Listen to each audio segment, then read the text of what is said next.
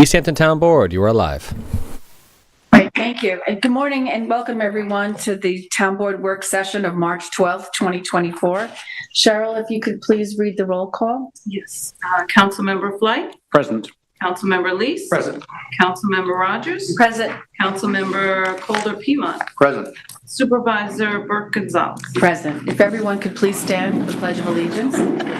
I pledge allegiance to the flag of the United States of America and to the republic for which it stands, one nation, under God, indivisible, with liberty and justice for all.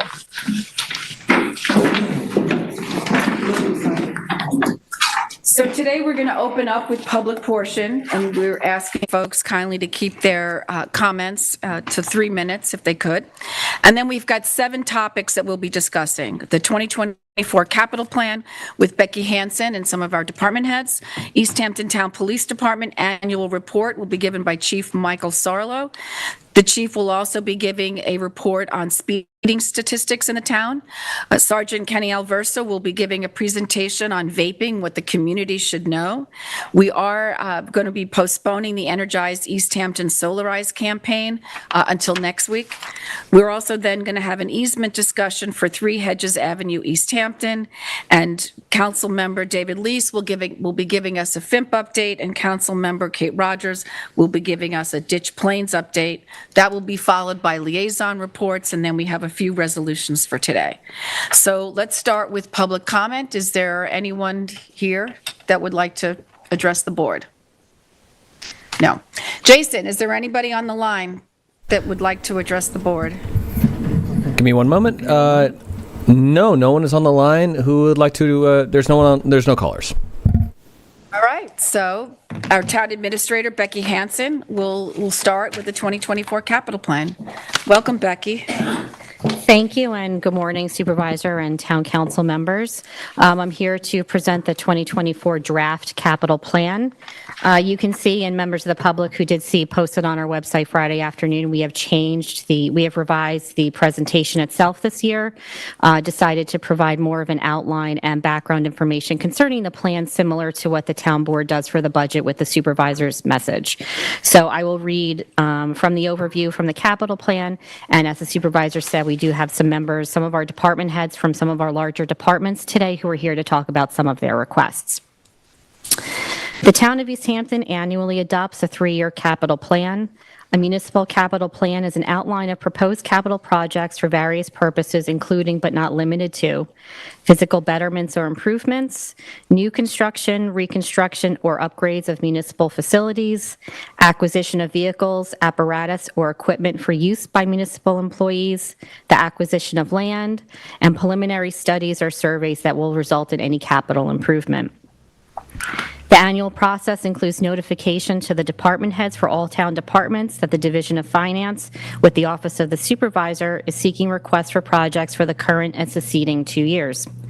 Finance provides a standardized form to each department to complete, and the form requests that the following information is provided by each department: their project, name, description, estimated cost, time frame for completion, and its rank among other departmental requests. Requests are reviewed by the supervisor and town council members, and a draft plan is then presented to the town board for discussion and subsequent adoption. The plan also identifies funding sources for each project.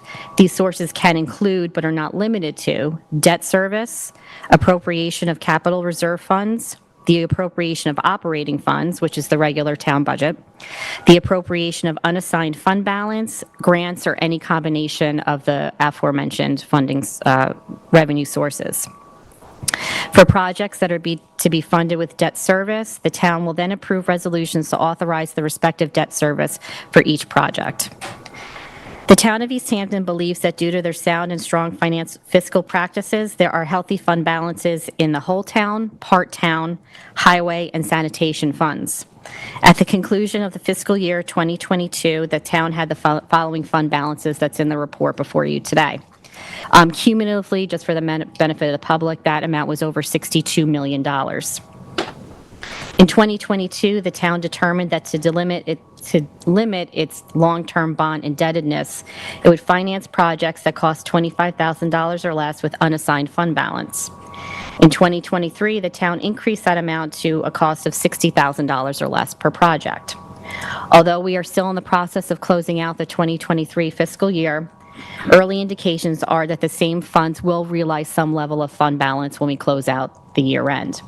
In recognition of that, the 2024 capital plan proposes to increase allocations per fund and not just a flat amount to use unassigned fund balance. The town of East Hampton takes great strides to limit the amount of debt service that is issued each fiscal year.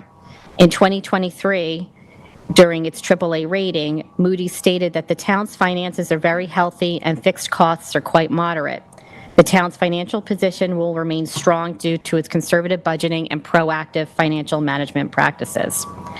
Also in 2023, the town of East Hampton sought a rating for its short-term borrowing, which it hasn't done in recent memory. And the town was issued a MIG-1 rating, which is the highest Moody's rating for short-term borrowing. Due to these factors, the town is considered a highly competitive client and in recent years has received a high number of bidders during its annual debt sale. The Moody's ratings, combined with the town's fiscal management, can routinely obtain the lowest interest rates, which saves taxpayer money over the course of the debt service. Compared to 2023, rates have begun to decline, and the town is optimistic that during its 2024 debt sale, we'll have successful rates as in prior years. The proposed 2024 capital plan is a combination of annual requests by departments for some old and some new projects. On the proposed list for today, there are 85 projects compared to 110 in 2023. The total plan is projected to cost just over $15 million, and this is a $906,000 increase from the adopted 2023 capital plan. The 2024 plan proposes to issue $9.8 million in new debt. In 2024, the town will be retiring in principal debt $11.3 million. So the difference between what we are retiring and what we are proposing to issue is just over $1.4 million. Many departments are continually replacing their aging vehicle fleets with newer hybrid vehicles, and the police department, for example, annually funds the replacement of at least 3 vehicles due to their continual use, while many others this year are replacing aged vehicles. And you can notice that on the actual plan itself, under the notes section, the actual age of some of the vehicles that we are replacing and putting out of service. Each year, the highway department seeks funding for drainage, sidewalk replacements, and road construction. The IT department is continuing its efforts to safeguard the town by implementing additional security members with the multi-factor authentication software and replacements of employee workstations. The 2024 plan also includes a final recommendation of $500,000 for the Montauk Playhouse. The town recently accepted bids for the Phase 1 Aquatic Center and the Phase 2 Second Floor Cultural Center renovations. This additional funding allowed the town to accept both Phase 1 and Phase 2 as one project so that it can be completed as once in the timeliest and most cost-effective manner. One newly proposed project is the construction of a roundabout at Stephen Hans Path, Long Lane, and 2 holes of water. The project cost is proposed to be partially offset with highway fund, unassigned fund balance, and debt. In addition, there are a handful of recreation projects for the enjoyment of all of our community members, both young and old. They include the design and construction of a multi-use sports field at Stephen Hans Path, additional pickleball courts at Abraham's Path facilities. Also at Abraham's Path, the proposed renovations to the comfort station are recommended. This project will include ADA upgrades and the installation of an IA septic system. What is not included in this plan is I did receive a last-minute request from the fire marshal for an additional vehicle. Fire Marshal Brown had requested this for hopefully the addition of a new staff member and to comply with upcoming OSHA regulations for this particular vehicle. All in, he's considering that cost to be around $80,000, so I'm presenting that to the board for initial consideration to include in the plan. We also have here today, again, a number of our department heads who will call up and they can go through some of their individual requests. And then we'll get into questions and discussion on the plan itself. So first, we'll call up John Rooney, who is our department head for the Recreation Department.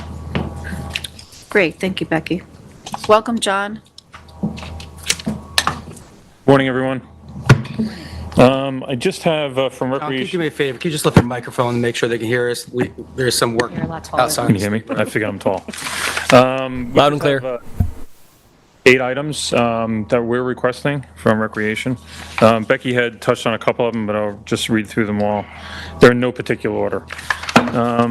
Engineering for the design and construction of a multi-sport field and pickleball courts at Stephen Hand's Path, about $260,000. The Lieutenant Lee Hayes Youth Park expansion design plans and currently needed renovations, $102,000. Purchase 2 jet skis for the lifeguards, that'd be $35,000. Purchase 2 pickup trucks for the lifeguards as well, $128,000. Replace the scoreboard for the Montauk Playhouse Gymnasium, $15,500. Purchase bleachers for various town park facilities, $31,000. Engineering for pickleball court installation, Abraham's Path recreational facility, $30,000. And the Abraham's Path comfort station, as Becky had mentioned, $450,000 to redo that comfort station. And that's what I have. So it was my understanding that the Stephen Hance Path was for a multi-sport field that we were looking to do in engineer in 2024 and construct in 2025. And then the following year, in 2026, we're looking to do 2 volleyball courts and 1 basketball court with walking trails, correct? Yeah, so John and I have been looking at all our recreational facilities right now. One of the things we found out during COVID that people wanted to start to enjoy their outside recreation, and particularly this facility. The 2 facilities, looking at this location, would be the upkeep and maintenance that it takes for the soccer field. We would like to look at a multi-user field that they can play lacrosse, soccer on, different directional soccer games on it. It's one of the most well-used recreation facilities that we have in the town now that the Little League fields have been so successful there. Part of that is looking at a comprehensive plan of looking at the volleyball courts, and then maybe what's next in years to come, a basketball court, more pickleball courts. People enjoy recreation, so that's part of it. And then, Madam Supervisor, also with looking at Abraham's Path, we looked at our facilities there as far as the most aging facility that we have there right now is the bathroom. If we look onto our GIS layers or photos, we could probably see it goes back close to 60 years, very similar to the block and mortar one that we had at Westlake. We'll be looking to a prefab facility there. And then at the same time, upgrading the IA system, as the town administrator just said, and then also designing an installation of 3 pickleball courts in location. I wouldn't mind discussing trying to have the funding set to have the Stephen Hance Path ball fields built in this calendar year, ready for next year, but we'll have an internal discussion on that also. But again, it's all of this here, then the youth park, forward looking at it, is trying to make sure that we provide recreational enjoyment for the children and the adults of the town of East Hampton of all ages then too. So I thank you for your consideration and thank John Rooney and his staff for looking at this and discussing this in a short, near, and then long-term look. That's the long answer to the short Yeah, question. no, that was helpful. I mean, it has been a huge success, and we're even putting a concession there now. Yes, Dennis Stephen Hance Path, correct, yeah.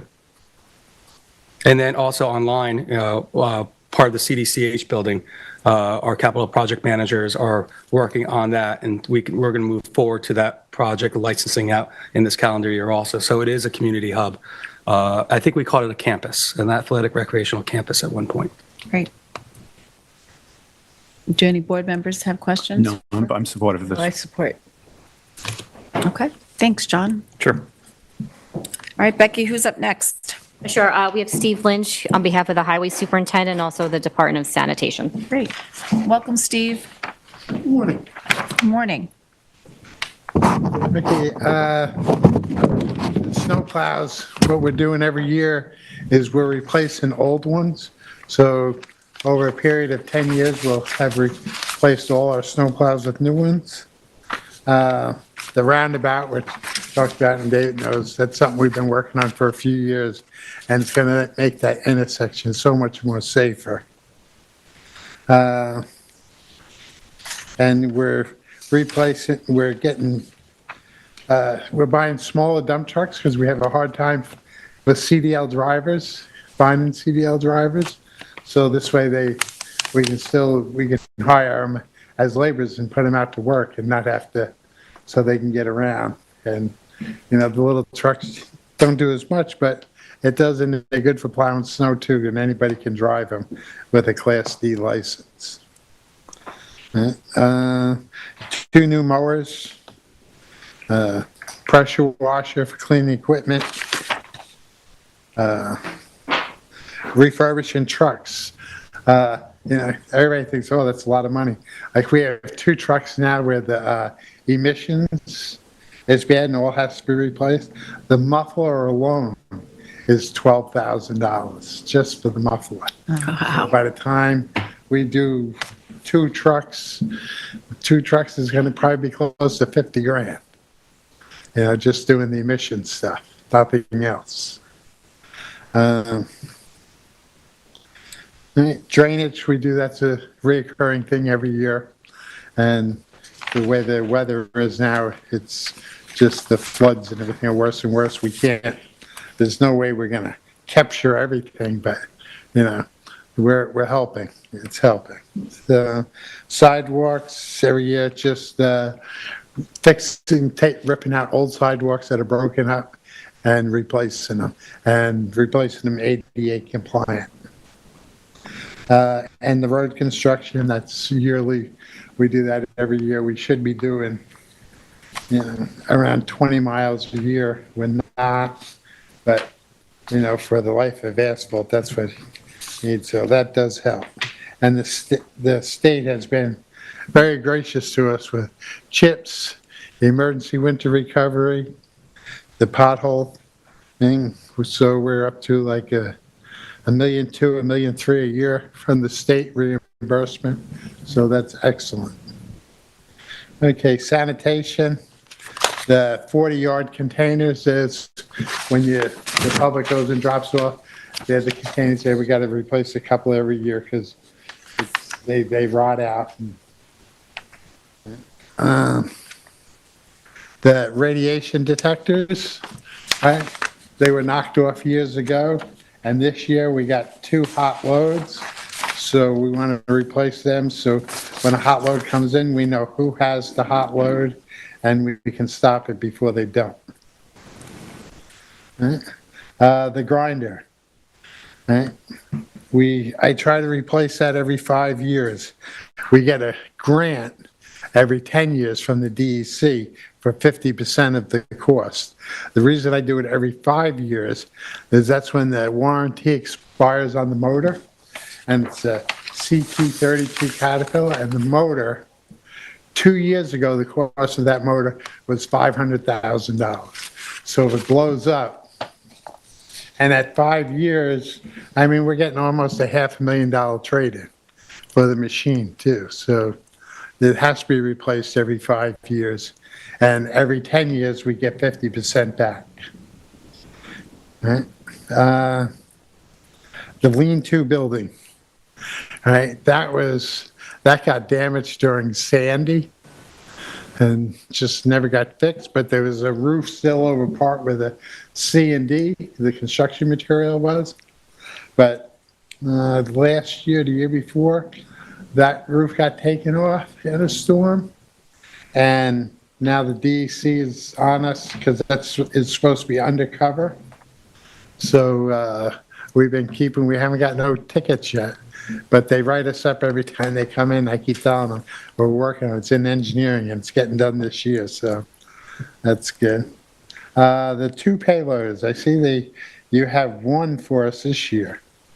Now the 2 that we have there, I don't think we're going to get 2 years out of either one of them.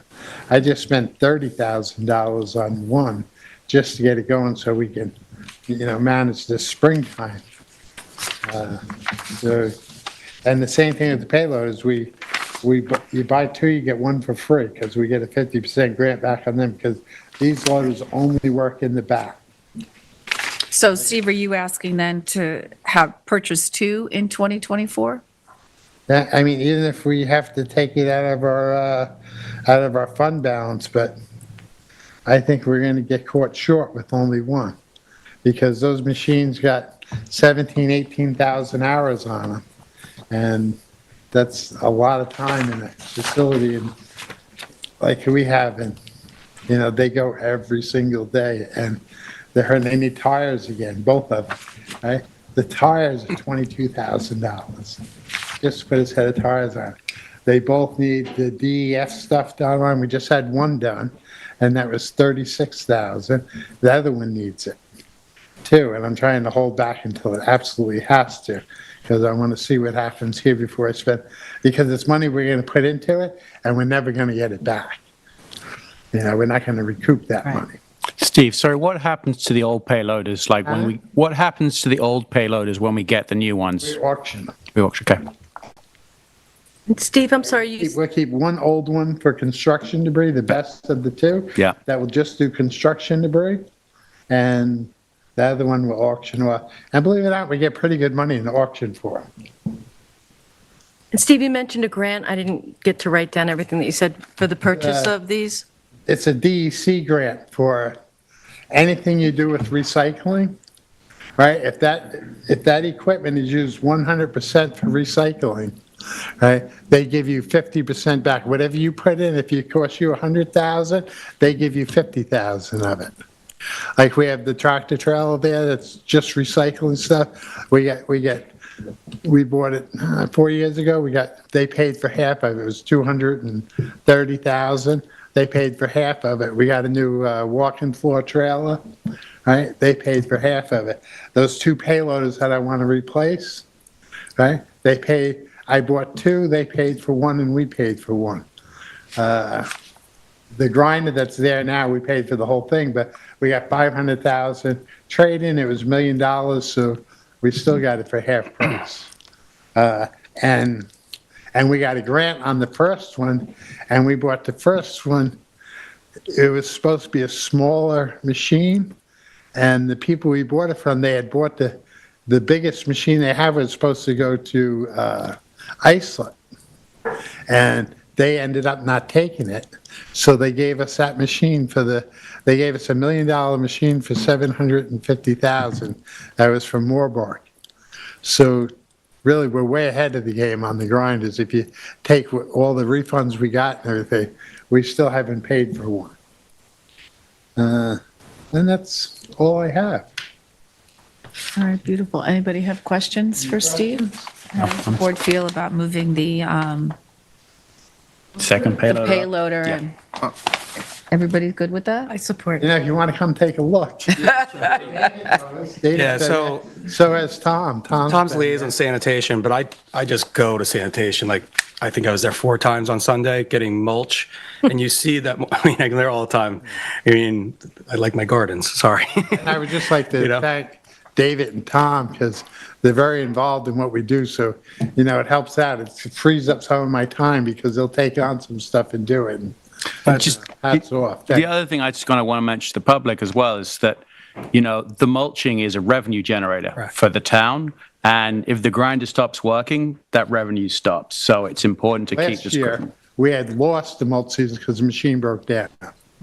Yeah, And now you're to a point where you're double look at grinding. the revenues from last year to the year before. It was a drastic cut last year because we just didn't have the material because we're waiting on parts. And parts are very hard to get nowadays. Everything takes forever to get. So I also like, Steve, how you're looking at the smaller trucks, like the 5500s, because I don't think you've gotten a large capacity truck in 2 years, and those are typically about $300,000 when they're fully kitted out. So the 2 smaller size ones that work with staff, but also within the budget is great. I also think what both the sanitation department and the highway department, what you're saying here right now is that your mechanic staff is doing a great job at keeping everything on the road and in use, but at the same time, there's just a certain life expectancy for equipment, no matter how great the mechanics and the staff are doing on there, and that we have to be aware of that. all right. All right, thanks, Steve. Thank you very much. Thank you, Have a good day. Steve. And we So also have. we did agree to move that over? Yeah. Okay. Right. We also have with us today James Pincott, who's the town's capital projects manager coordinator, and who will talk about some of the programs proposed for the Buildings and Grounds Department. Thank you. Welcome, James. Morning, Supervisor, council members. Morning. I'm standing in for Anthony Littman today, Department Head for Buildings and Grounds. So, in order of our Excel spreadsheet, actually, is how I'm going to go. So the townwide ADA improvements, $50,000 is an annual funding. As you know, we've used funding for ADA in the past, such as for the ramp here and also dugouts at Lions Field to expand that for accessibility. The police headquarters HVAC replacement. This is the big one. This is $2.2 million. This is for a full replacement of the HVAC system with heat pumps and energy recovery ventilators. As we are aligning with the initiative to go with green energy, this is all electric. But also one of the big issues that they had there at the PD was that the ventilation systems probably were not insulated properly when it was installed in the first place. There is a lot of moisture that collects on that because of the condensation to the basically bare ventilation. So this proposal would not only replace the HVAC with cleaner energy, but it will also replace the ventilation to recoup a lot of that air and also avoid the problems of potential for mold and things like that in the future, which is imminent if we leave it alone. So. Montauk Playhouse HVAC upgrade. Now, this is for the phase 2. We've already basically concluded the phase 1 with the exception of a startup, which is going to happen next week. But the phase 2, the original estimate for that, it was pretty old, a few years back. So we're asking for an additional $75,000 for that. That was on the recommendation of the engineer. So. Replace flooring at 300 Pantherville Place, $25,000. Replace trash receptacles in Montauk, $50,000 for that. Replace attachments or purchase attachments for Ventrac tractor, $27,000. This is including a leaf blower and a boom mower as well. That's what those attachments are. Replace cemetery fencing throughout town, $50,000. We have replaced parking lot, lifeguard office at the Dory Barn. This is beneath the Lamb building. So currently that's it's RCA. It's been crumbling for some time. So okay, let's see. Purchase pickup trucks with dump beds, $170,000. This is to replace the fleet of aged vehicles. So. Purchase custodial van, $75,000. Purchase plumbing van, $75,000. Purchase aerator for various town properties. This is going to be for use at the ball fields and other town park facilities. Replace doors and windows at various town buildings, $25,000. And various town building updates, $50,000. This is to include trim, fascia, paint replacements such as that. And that is all we have for buildings and grounds. Is there any questions? I just have one on the ADA improvements. I just had some reports come today that the door there is kind of playing up, but there's some ADA projects I know have been discussed in the past, parking kind of adjacent to this building to improve pieces there, certainly in the courthouse, even with the days here, kind of improving ADA access. Any scope or numbers we can speak to as what those might cost or when they've been looked at in the past or no?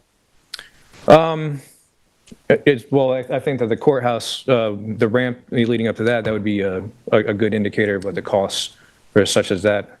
But seeing as we do get the annual funding, it always gets updated every year.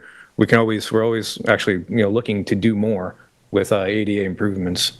But I can get you actual past figures if you like, yes. Great. That'd be helpful. And they are doing a project in Justice Course right now. I think Correct. Ed Michaels is taking the lead on that, isn't he? Yes, Supervisor. James?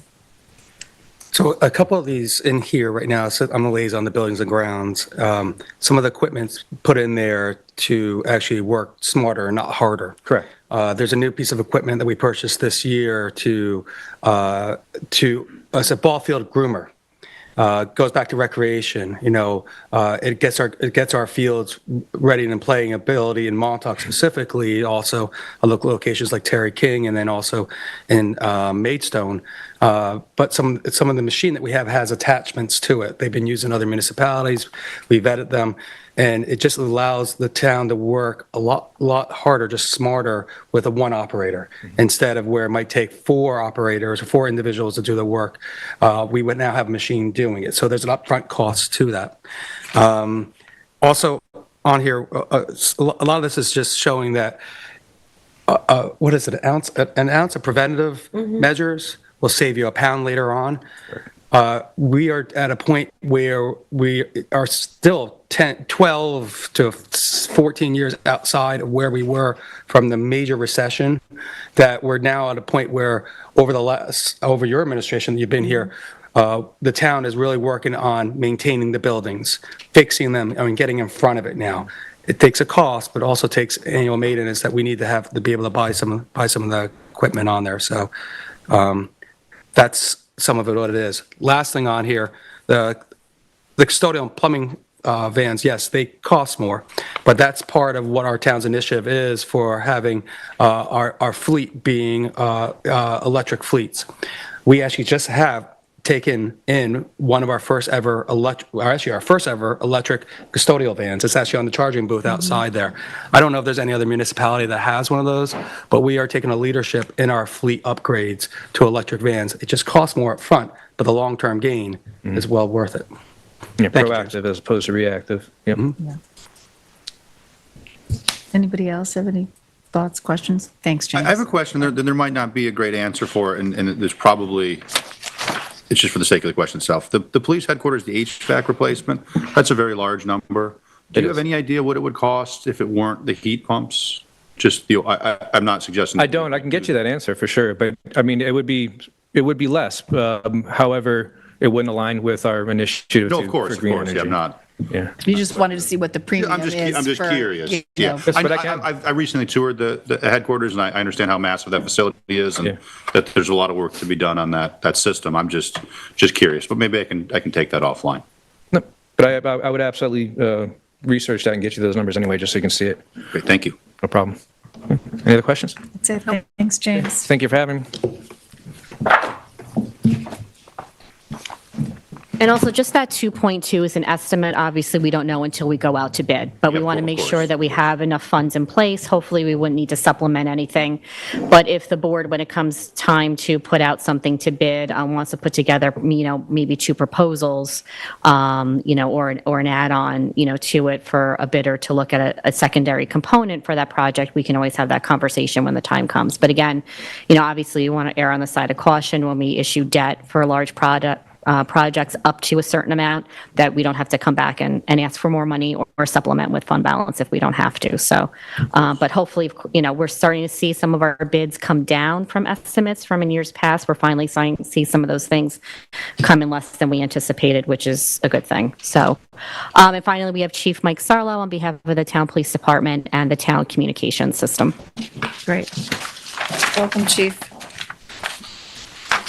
Morning, thank you.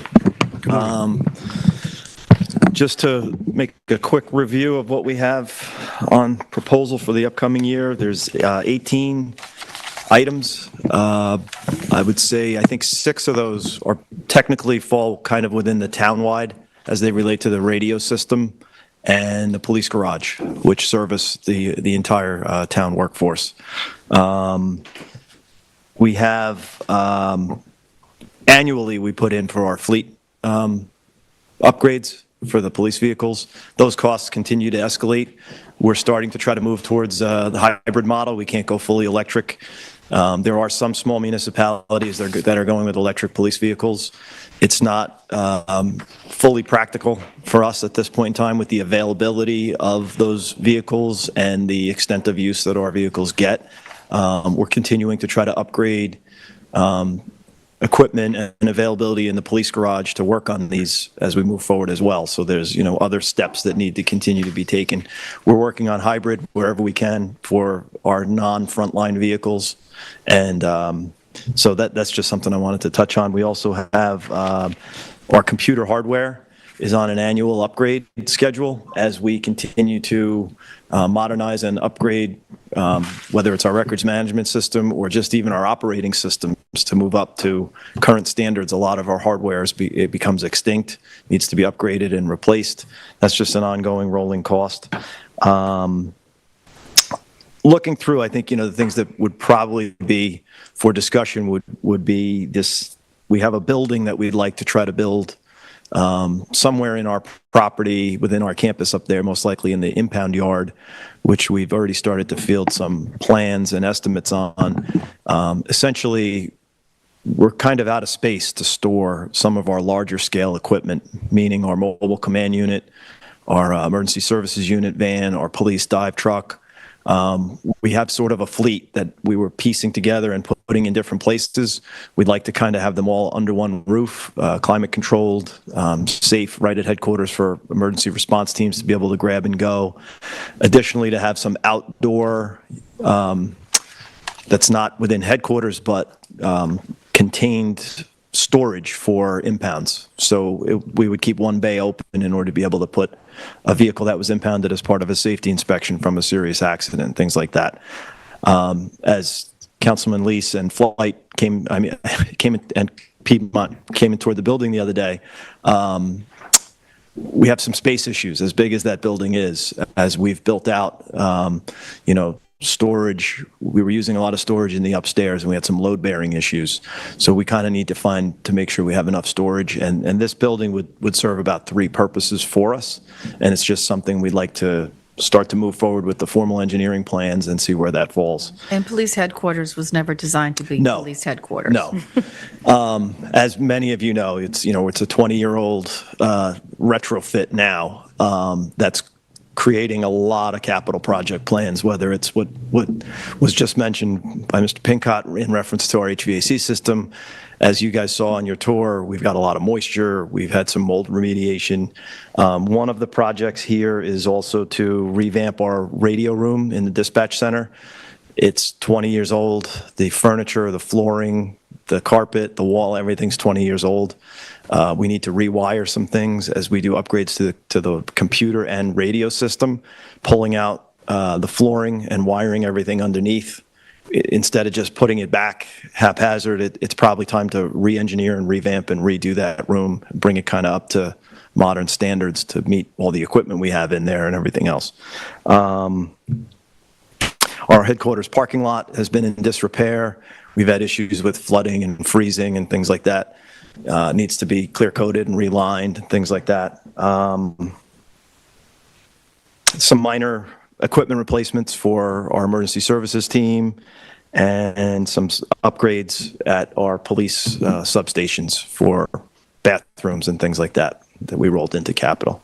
Is there anything in specific on any of these that you guys would like to discuss or go over or further explanation on? You want to just talk about the Panago Communications site improvements? Ongoing improvements to, Eddie Schnell manages that entire site, the building itself, whether it's the water getting into some of the enclosures, it's the drainage off from the site area itself. There's a number of things wrapped into that one. The HVAC system, I believe, is still in that proposal. We've been having a struggle getting that one pushed through based on the availability of the contractors. So that entire site over at the Panago Prime site, we've got all this nice brand new upgraded equipment. We need to make sure it's climate controlled. We need to make sure it's protected. It has access by controlled access for our outside vendors who need to get into those closed areas, whether it's one of the vendors, cell carriers that's on the tower. We need to make sure that there's access points and maintenance and control and observation of the area. The whole thing needs to be modernized. So that's an ongoing project we continue to work on. And I understand from Eddie that the 20-foot extension was added last week to that tower. Yep. So that's a big piece. Yeah. That's for the relay out to Montauk that is finally getting up to the correct height to be able to have uninterrupted microwave link there. It's great. Chief, Yeah. what is the size of your current building, the current headquarters? That's a good question. Take I it. don't have it off the top of my head. Okay, well, so it gets me into my next discussion Yeah. point in here is that when we design stuff, you design 20, 30 years out. Right now, something was designed maybe not with the forward thinking of what is needed in 20, 30 years, and now we have to invest more into that. So it goes into, my thought about all town structures and Sure. town buildings and town planning. What is appropriate, what is going to be needed? Correct. That leads me into another discussion then. Yes. Even for storage on there for vehicles, Yeah. $2 million is, a large number, but again, that's also a number for prevailing wage and such. We're lucky we just have the land to do it. Right. If you, I mean, I know it's not in here, and I know you and I have discussed this, I brought it up to some of the board members. There's always been discussion about, in Montauk, upgrading our facility in Montauk as far as a multi-emergency building out there. Sure. That would be for lifeguards, Marine Patrol, police and such. If you had a priority on doing that compared to the storage, what would it be? Is that a fair question to ask? Yeah. I mean, that's, I did not submit, and I've never submitted for a building. We don't have property. It's not a long-term plan that we've been able to agree upon between the town board and the department. I know it's been in many discussions amongst the rest of us in public safety, whether that's code, fire, and the lifeguards and Marine Division. We have literally an aging, falling down in poor repair Montauk Precinct substation that we kind of just use as best we can. It's in constant need of repair work, whether that's plumbing, electrical, flooring. We're constantly kind of taping that place together.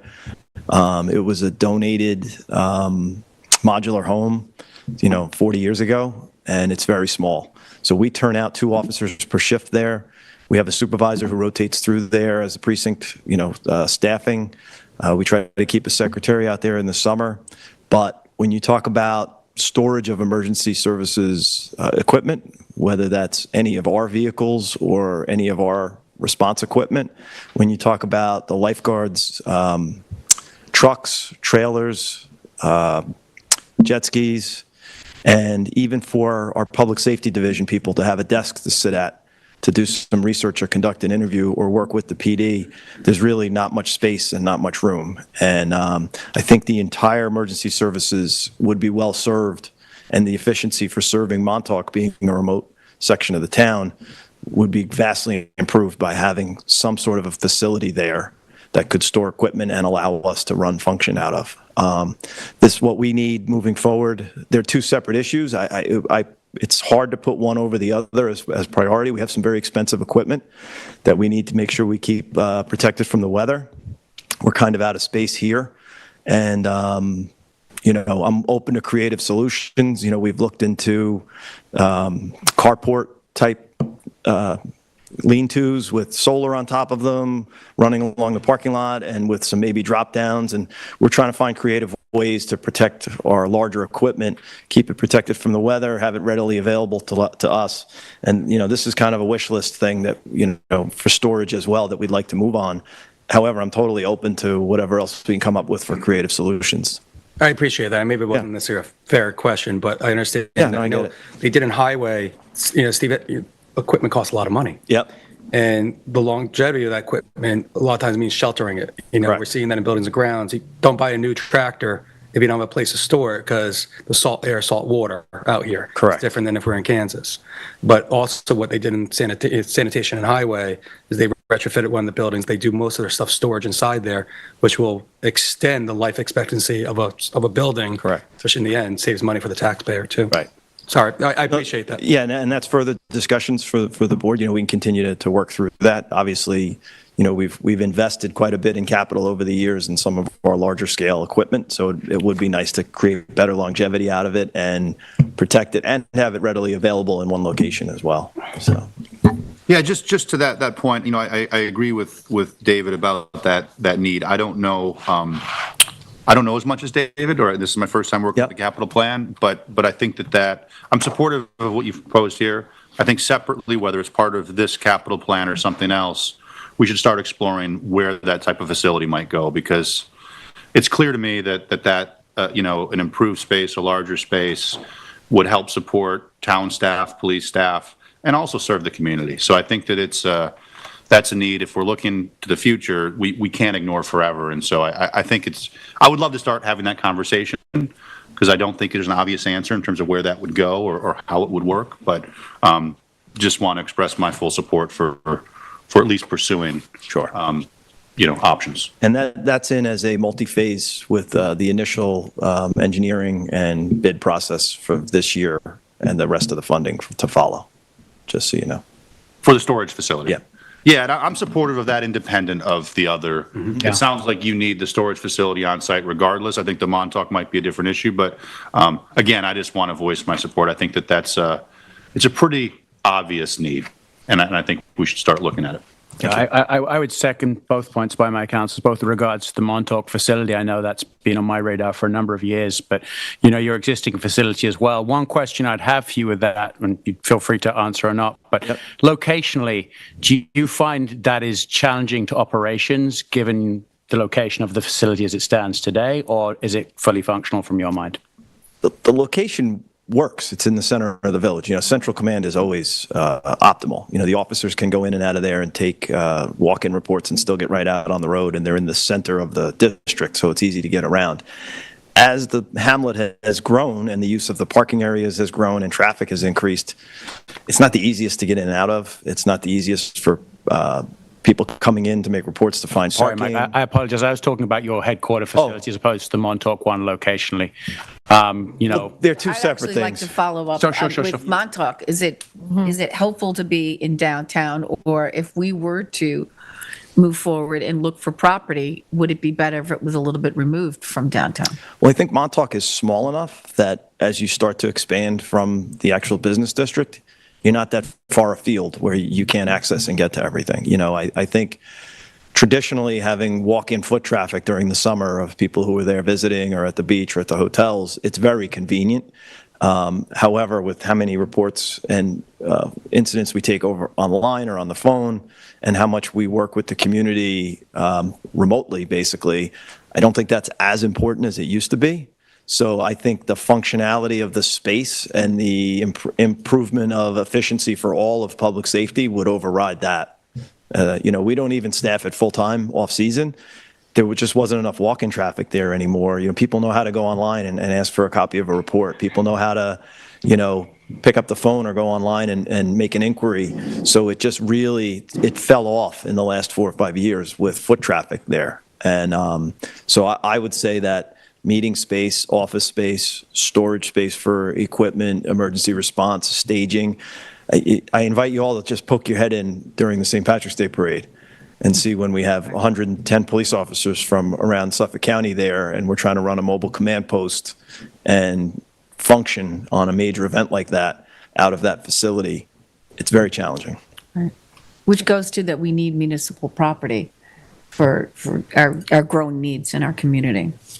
And so just with the headquarter facility, locationally, do you find that challenging given its current location? Would that benefit your point of Montauk being more centralized, or is it operational functions fine?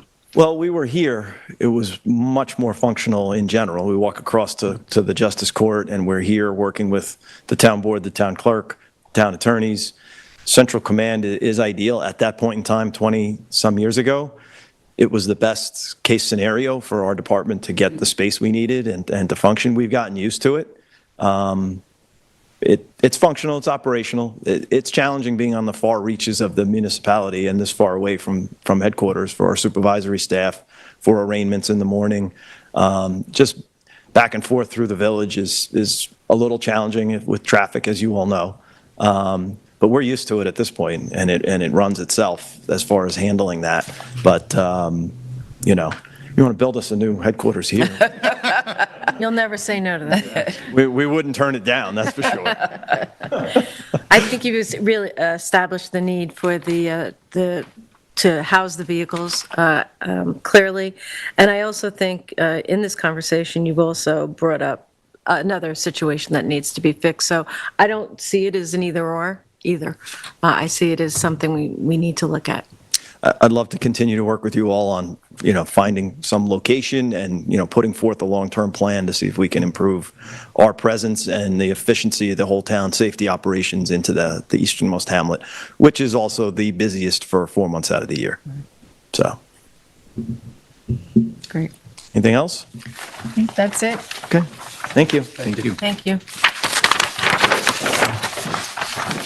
So I don't know if there are any other general questions right now or discussion for the board. I mean, my takeaway right now, and I will come back next Tuesday to present, because as with the presentation on the annual operating budget, I give the presentation, let the board deliberate for a couple days, and if there's anything else that you would like included or addressed next Tuesday, please let me know by Friday, so that we can have that discussion again next Tuesday. But right now, it seems the board is in agreement to add 2 payloaders for 2024 for sanitation, and just to bring back the request from the fire marshal's office for the additional vehicle at about $80,000. Yeah. Are folks supportive of the fire marshal vehicle? Yeah, absolutely, absolutely. So those 2 I will add at minimum for discussion for next Tuesday. And again, if there's anything else or if you have any other questions right now, we can bring that back again next Tuesday. I mean, Becky, I have a question about the fund balance use. Would you prefer that today, or would you prefer to the next meeting? We can talk about it now. So, I mean, this goes to kind of just the capital fund as a whole, which is, my understanding, correct me if I'm wrong here, is that we don't adjust the capital fund for inflation at any point over time. And yet we have a de facto policy in place that we only take on as much debt as we retire annually. This year, we are actually going under that threshold by about 1.4 million. But much of our capital spending is coming out of the unassigned funds. So when we come to take on debt in the future, will we be benchmarked about how much capital we're taking on this year, and will we be hamstringing ourselves in that way? I mean, I think each year varies to the next. In prior years, basically the entire capital plan was funded through debt. And as the town over the years has built up that fund balance in each one of the funds, wanted to be more proactive in spending down and not incurring long-term debt and additional debt service for the taxpayers in each one of those funds. This year's proposal, if you look, that you're using a proposed 8% of your current fund balance to offset costs. And that's really the purpose of a fund balance, is really a one and done. Fund balance shouldn't be used for annual operating type expenses. So if you're making an expense on an outright purchase or, partial offsetting half the construction of a roundabout, once that project is done, that's done. So again, that's to draw down on some of that fund balance that's been accumulated. Now, the town's internal policy, which is to attempt to not incur more debt, that when you're retiring in the same year, was based on the town getting out of its financial crisis about a decade ago. And that was one of the ways that the town has over the years been able to build that really healthy fund balance. But we're now at a point where, okay, now we're looking at this year, and based on how 2022 closed out and what we're initially seeing with 2023, we're still having healthy fund balances. So let's say, we ended 2022 on the A fund with a $32 million fund balance. If we're proposed again to add potentially very, very rough initial numbers between $800,000 to $900,000. So right there, when you're looking at the plan, and you're proposing to spend out of the A fund 2.8, when roughly 1 million of that is going to come straight off the top because of what you're realizing at the end of 2023. So you're actually not drawing down as much from your 2022 fund balance. So I think it's a year case by case basis year. The last 3 years post COVID, just the increased expense of a lot of things, the cost just from cars to everything. I mean, quite honestly, almost everything. And we're just starting to see some of that come down. I mean, part of the problems too with the aging fleets is we were 18 months out on the time from ordering a vehicle to actual delivery. And again, we're starting to finally see that. So I think it's a year-to-year review by the board on how to appropriate that fund balance versus the amount that you're retiring in any given year. Right. And that's a practice. It's not, carved. Right, it's not a formally adopted policy. It's been something that's been internally applied for a decade, probably. And as Becky said, if you look prior to COVID, I think our A fund balance was in 2018, might have been $18 million, and now it's $32 million. And that was because during COVID, mortgage tax and other things were just, and the ability not to fill positions has, Absolutely. has, made its way down into fund balance because it's been challenging to recruit and retain staff. And that's why, in the last contracts that we negotiated, we have to increase our, what we pay folks here in order to, have a fully functioning town and be able to provide services. Yet it still remains a challenge. Yeah. You know. Oh, absolutely. So I think what we looked at this year is that, we're probably applying a little bit more fund balance than we have in past years, but that's because we're at such healthy levels and we can afford to do that. And this is, fund balance is, hardworking taxpayers' money. So why incur debt when we can, and we used, if you look at the chart that's on page 3 of the budget message, you can see the percentages for whole town. We're looking at 9%. The B fund is 8%. So it's just numbers that we were comfortable with, and the reason we're showing that the fund balance is the 2022 year end is because that's the last audited financial statement. 2023 hasn't been because finally put to bed. Right, the town I board just think set the it's list warrant. important as we benchmark, internal policy, as we do discuss, and I fully commend you for the fiscal responsibility with which you've managed the town to get the ratings. But I think as we benchmark projects in the future, we just need to take into consideration the contribution of fund balance to capital spending. Absolutely. And what we haven't touched on yet in the capital plan is on the top of the first page, where we haven't talked about special projects.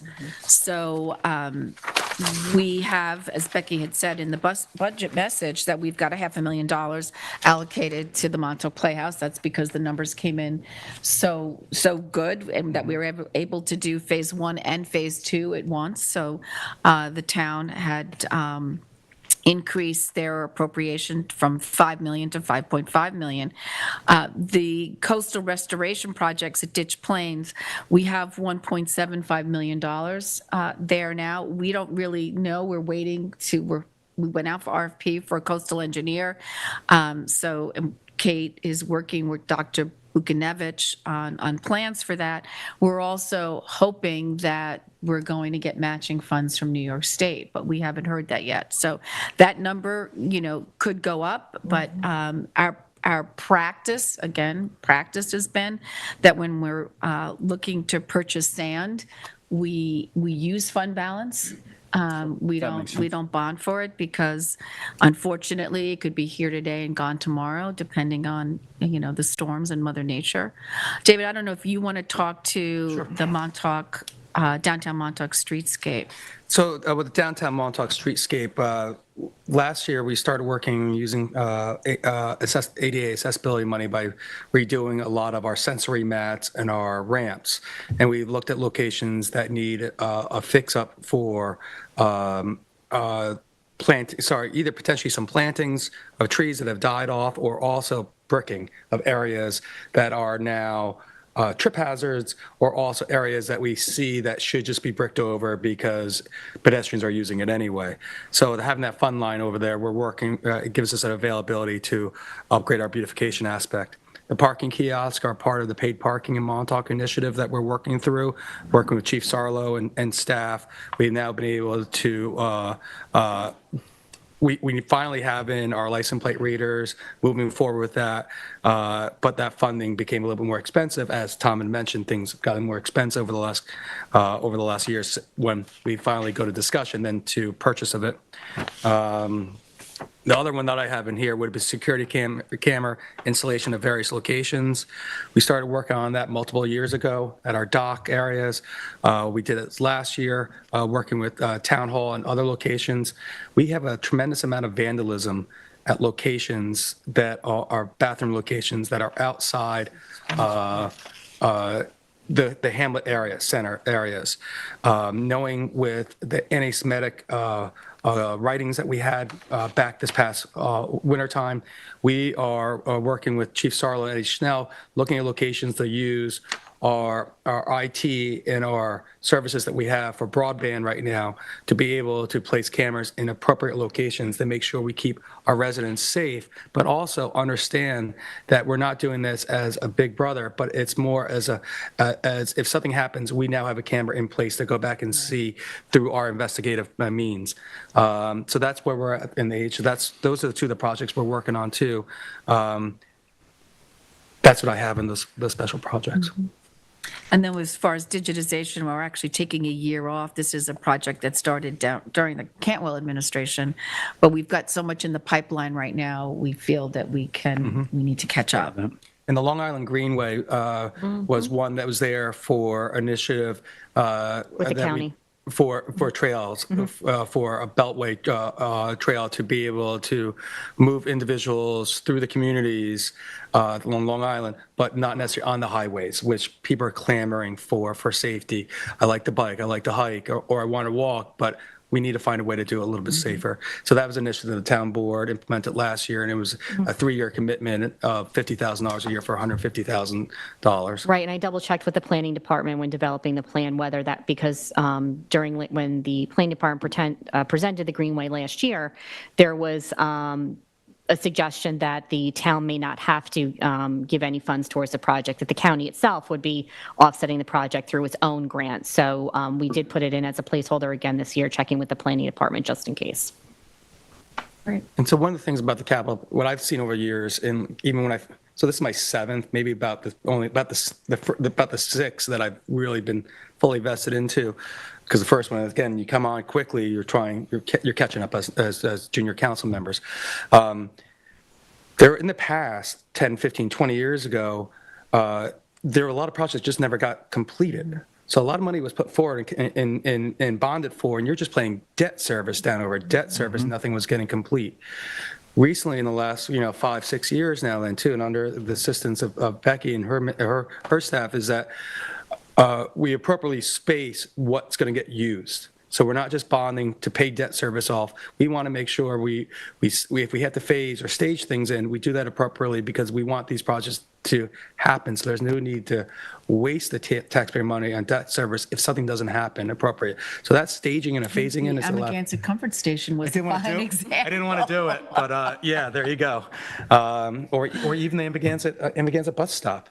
That was put in there for like $80,000 or $90,000 and just never got done for 10 years. Well, that's what happens. That's what happens. Council member is, really the last couple of years, we've tried to step that up in finance and taking. We had a massive, humongous, if anyone was in my office last June, and my entire conference table was covered by a massive spreadsheet that was color-coded by department, looking at all the outstanding debt that's still out there. And on certain debt that we issue, we do have a pay down on it each year if those funds are not used, because ideally you're issuing debt, you want to use it up within 12 months, is perfect case scenario. So reaching out to departments and letting them know, saying, hey, if you're not using this money, we really want to close this project out. If you're not going to be able to do something within the next 6 months, because if 2 years goes by and you have 2 years worth of pay downs, you could lose up to 50% of the debt that you've already issued. And then here we are, you're going to need more money again. And you're going to, add supplemental debt, or you're going to pull it out of the normal operating fund through appropriation of fund balance. So we're really just trying to make sure that every penny that we borrow or that is issued or used is going to get used in a timely manner. So because it really doesn't benefit anybody for that money to sit there and a project not getting done at the same time. So speaking of which, I have questions on 2 projects that were on last year's, but I don't see on this year's. The old Stone Highway Bridge. Because we've already issued enough debt for it that from last year, and I think we're going to be going out to bid on that soon. So at this time, we don't feel that we need additional debt. And the Maidstone Park upgrade? That debt has already been issued per last year's plan. So again, we have that debt, it's already been issued. So that's what Dave is talking about, and those are both my projects. So I think the lesson here is I have to make sure that we get those things done. Well, so that- Just inherited them. The reason why this could be an issue is because the DEC took a full 12 months to issue the permits for the project. Right. That's why. For the culvert. For the culvert, the Old Stone Highway Bridge and culvert project. Right. At first, they didn't want the Phragmites project. They wanted two separate Yes. projects. Then at the end, after waiting months and months, they decided to combine the projects. So there are conditions where you just can't move forward in those 12 months. And we know that, and we realize that, because when we did that big, huge spreadsheet, and I really credit Neji Valera out of the Finance Department, the town's deputy budget officer, who does a massive debt reconciliation, capital project reconciliation every year, is she will note on that spreadsheet whether a purchase order has ever been issued, if there's one in or that nothing has ever been issued. So we take all of that into account before we close out any project. And, the other thing as far as the culvert is that we are going to be using a $250,000 state grant toward that project as well. So God forbid there were any issues that we needed supplemental funding, we do have another $250,000 for that Is project. that reimbursable? Yes. Yeah. So, and going back to your massive spreadsheet, it's part of the reason a couple of years ago, we added the capital projects manager, and we hired James Pincott and Kevin Ahern to oversee. And we've been talking about this internally last week. I was going to talk about it in my liaison report, but we have decided that we're going to start having monthly capital projects meetings, and that I'll be there, the town administrator, the capital projects team, James and Kevin, planning, natural resources, the building department will be represented, the fire marshal and the town attorney, so that we can make sure when we're doing projects that nothing, falls through the cracks, and that everybody is on the same page. Because, and it also goes to, we need to work smarter as far as project management is concerned, and putting point people on projects. But this way, we'll all be around the table once a month, and, everybody will know what their, what the assignment is. And James, as you know, and for the public's benefit, sends out a weekly email, with project updates. So we're at least in the loop of, in case there's any question you get from a member of the public, or, just for your own benefit, knowing where certain projects are in that particular week. So you have a little homework. Yeah. Let me know by Friday. If there's any changes, or even, anytime after Friday, and then we'll revisit again on Tuesday. Right, because the plan is, ideally, we'd like to adopt the capital plan at the March 21st meeting, and then we could do bond authorizations that was. April. In April. And for any of those that have a 30-day permissive referendum tied to their PPU, or in the case of the sanitation fund, any debt that's issued through sanitation also is subject to a public hearing. So that we'll need a little extra time for that too. Beautiful. Thank you. Thanks, Becky. All right, next up, we have Chief Michael Sarlo giving the East Hampton Town Police Department 2023 annual report. Welcome back, Chief. Emery says Got a lot of materials today. You guys are stuck with me for a little while. for the first part.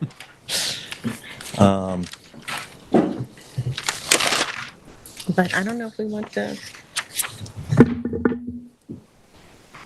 Just want to echo a comment the supervisor made about bringing on Pincott and Ahern, and internally looking at the management and oversight of the capital projects. It's a great relief to department heads like myself, who don't have much experience with construction management or HVAC projects and things like that, to take on these massive projects and have very capable, invested,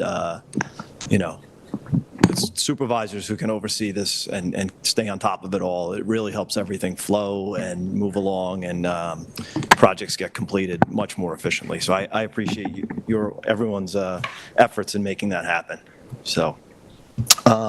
Annual report presentation. I'm going to try to keep this brief because I have another presentation after this as well. As you all know, our annual report each year is compiled, placed on our department website for access for anybody to view.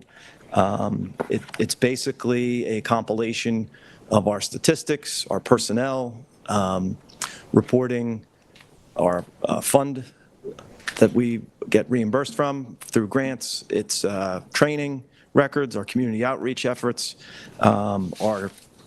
the specialized unit operations for the year, and kind of gives everybody a snapshot into the management and operation and activities of the police department on a given year. Just very briefly, I'd like to touch on our goals and objectives, which are required by the state that each year, as an accredited agency, we develop goals and objectives. This year's goals are to implement a new records management system and computer-aided dispatch system. Our previous system had reached end of life through capital funding, which is a several-year project that is also included in the capital project we just discussed. We've put out the bid, had numerous presentations by vendors, and are in the process of initiating the rollout of a new records management and computer-aided dispatch system. Our previous was 20 some odd years old, had reached end of life. Our vendor was no longer supporting it, and there was really no compatible project available from them to roll into what we need moving forward. The new project is very in-depth, have lieutenant, sergeant, deputy chief dispatcher assigned as liaisons with the reps from the company, and they're really kind of building this tailored to our needs. It's a standalone system that they already have in place, but the vendor is very receptive to making some adjustments and amendments to make sure it suits our needs. It's also extremely efficiently compatible to our new Axon Taser program with the body-worn cameras and the in-car video and the Taser information, which can easily be pushed over and shared and associated with cases and arrests. And it's going to really streamline the efficiency of providing documents for discovery through court or through FOIL requests and things like that. So that's a big project that we're pushing through. We're trying to roll it out prior to the summer season. If we can't get it completed and get training done by mid to late April, we'll probably may have to end up holding off till after the summer season. We just have so much work and the volume is so extreme for data entry that we really can't be in between the two for the summer season. So we may have to wait till September, but it's all up and running and getting functional by the spring anyway. Goal number 2, which is a carryover of a goal from 2023, is to host the Civilian Police Academy. We've recently, through the town, put out a press release. We have about a dozen or so candidates up and ready to go.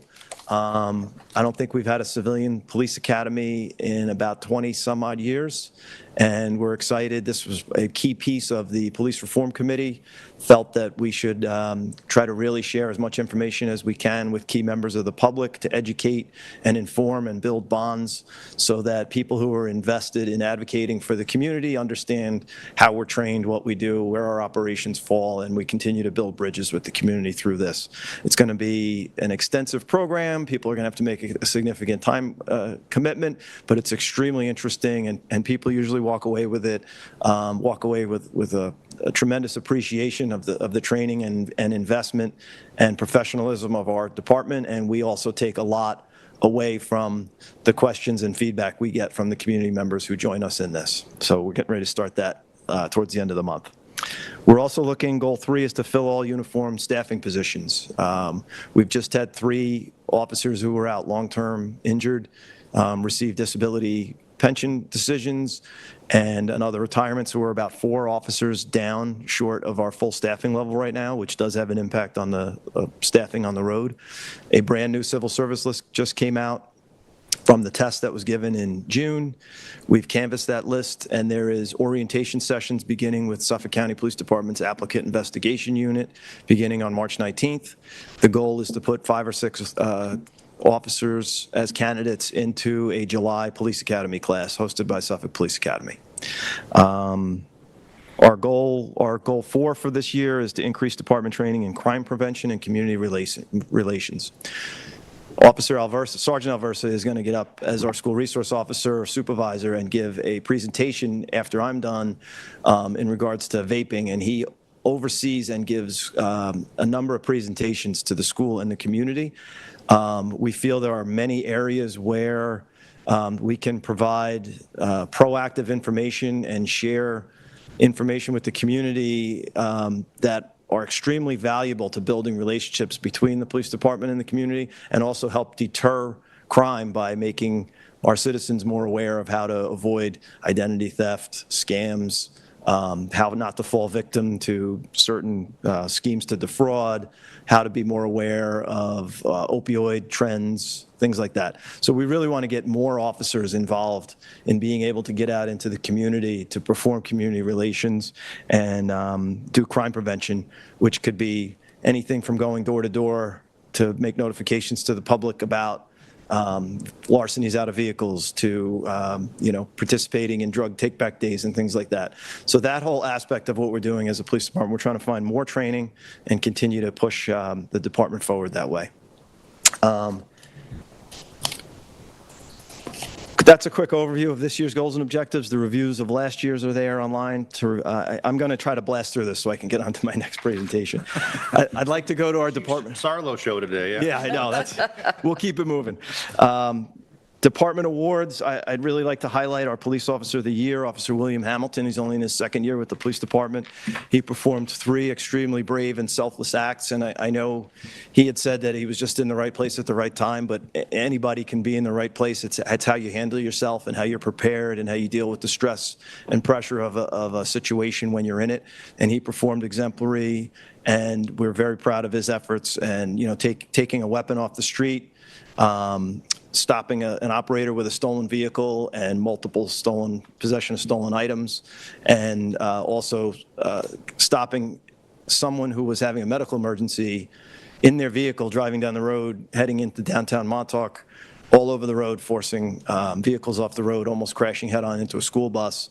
He was able to maneuver his vehicle in front of that vehicle and get it over to a stop and then treat the operator for his medical emergency. Just 3 really outstanding, calm, professional, used his training, handled himself, handled the suspects and the victims in an extremely professional and outstanding way. We're very proud that he earned this honor this year. And we also have, in our department awards, as you'll see, we hand out awards for numerous things, but I want to highlight our detective division this year for Just stop you solving. 1 second. Yeah. Police Officer Hamilton was called out in a letter to the editor most recently, in which I personally disagree with that letter writer about that interaction with Police Officer Hamilton. I believe Police Officer Hamilton kept his cool demeanor, was doing the exact correct thing, and that the individual, actually, that was the letter writer that was pulled over for a VTL infraction, numerous ones, did something incorrectly then too.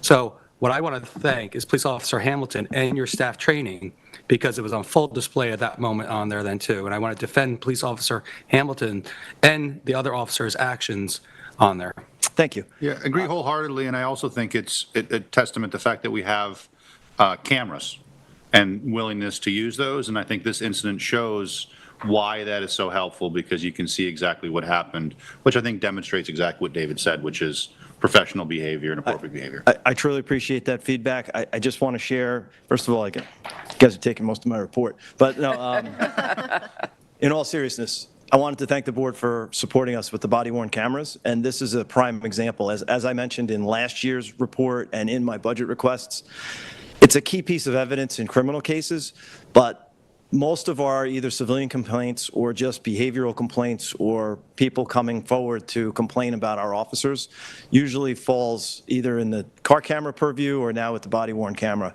And being able to go back to that evidence and see it clearly in real time and understand how that interaction went down, it takes away the he said, she said aspect of making a complaint. And these officers in that circumstance, as it was described in that letter, it couldn't have been further from how it was portrayed. They were professional, they were calm, they explained their reasoning. There was absolutely zero aggressive or abusive behavior in any of their interactions. And I feel personally that if I put out police officers to do their job on a daily basis, I have expectations of how they treat the public, and that is an example of how I want them to treat the public. And I just want to remind everybody in the public that that's freedom of information. That stuff is accessible. It's out there. It's foilable, and the data available and the images are very compelling. And thank you for saying that and for defending Officer Hamilton, who is an extremely professional, calm, reasoned. He represents his police department in the town very well. So thank you. I appreciate that. I also wanted to touch on our detective division. The entire division was commended for their solving of the Montauk graffiti and hate crime case, which obviously had sent shockwaves through our community. They worked tirelessly to bring that through to a successful closure and did really outstanding police work.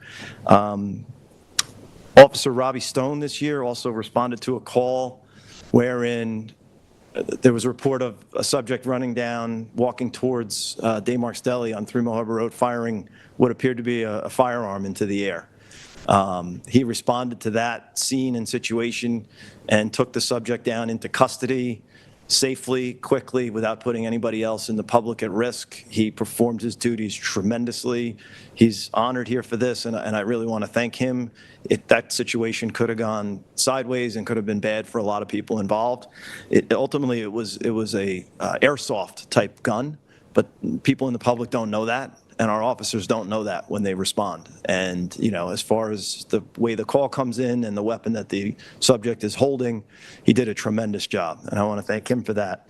I also want to highlight P.O. Stephen Piazza, who handled a call where we had an emotionally disturbed subject who had fled both the police, social workers, and his family, potentially holding a weapon off into the wooded areas. We had an extensive search for this subject. Canine, aviation, we pulled all resources together, and ultimately P.O. Piazza found the subject in a secluded wooded area, and the subject drew a weapon on P.O. Piazza directly. And his ability to calmly diffuse that situation, disarm the subject, take that whole situation under control with no harm to anybody involved was, again, just extremely professional. It's de-escalation. It's everything we train our officers to do. And I really want to highlight those particular officers for their work this year. Quick overview of our statistics. We are still seeing 5-year highs for vehicle traffic law and DWI arrests. Traffic summonses, parking summonses continue to trend upward. We've seen no significant changes in criminal cases. Overall reports remain fairly steady with year-over-year rates. There's no specific crime trends to note that we've seen. Larcenies from vehicles and some ID theft and fraud seem to be climbing over the years, but nothing spiked this year in an area where we feel there's a serious concern to bring to the public at this time. Interesting to note, 911 calls, medical aided cases, alarms, and fire chief investigations made up for over 8,000 of our 20,000 calls for service. So the time spent by a uniformed patrol officer responding to those locations, locating the subject, locating the issue, handling it, writing the report, coming back into service, there's a lot of running around and a lot of work being done by the officers that don't really show up on the sheet for crime and criminal activity or things like that, but it drives them all over the town, all over their sectors, and it takes up a lot of patrol time for our officers. Well, I have to just mention, Mike, I have the scanner now in the supervisor's vehicle, and I am, it's staggering how many fire alarm calls PD goes on. Yeah. It's extremely, you look at those numbers. And nobody's at the house, it's all, trying to get in touch with. False alarms. Yeah, false alarms. Many of them are false alarms, but that's our gig. We go around and make sure it's not. And we make sure that there's not something left on the stove or an electrical fire while no one was home, or the alarm system, is fried and there's a fire in the electrical panel. We work with our volunteers within the local fire departments to make sure we get someone on that scene at that person's residence to check, see if any other assistance is needed as quickly as we possibly can. We're still averaging about 5 minutes for response time for priority 1 calls throughout the town of East Hampton, which is not bad. It's not bad. I'd also like to note that while just 1 overdose is 1 too many, we have seen a significant reduction in overdose calls within our community since 2019. We remain committed to promoting awareness and education of the dangers of illicit narcotics, specifically with our young people within the school system. With over 30,000 interactions with the public last year, we received just 3 civilian complaints during the calendar year. And we had just 12 incidents of use of force. So if you look at the total calls we're going on, the number of arrests we make, the number of interactions we have with emotionally disturbed people, intoxicated people, domestic abuse cases, it's really a testament to our training, the professionalism of the officers, and how they handle themselves on the road every day. We're extremely proud of their overall approach, and, we spend a lot of time training. This is where it comes home to roost, and I want to thank them publicly at this time as well. So, community relations is another section within the annual report. Just want to highlight some of our efforts and what we do as a police department to proactively engage the community.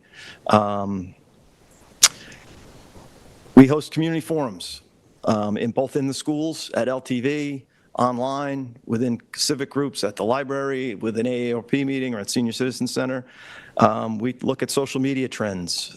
We try to educate the public on apps and the dangers that may be lurking within apps on phones. Fraud, scams, ID theft, we try to educate the public on that.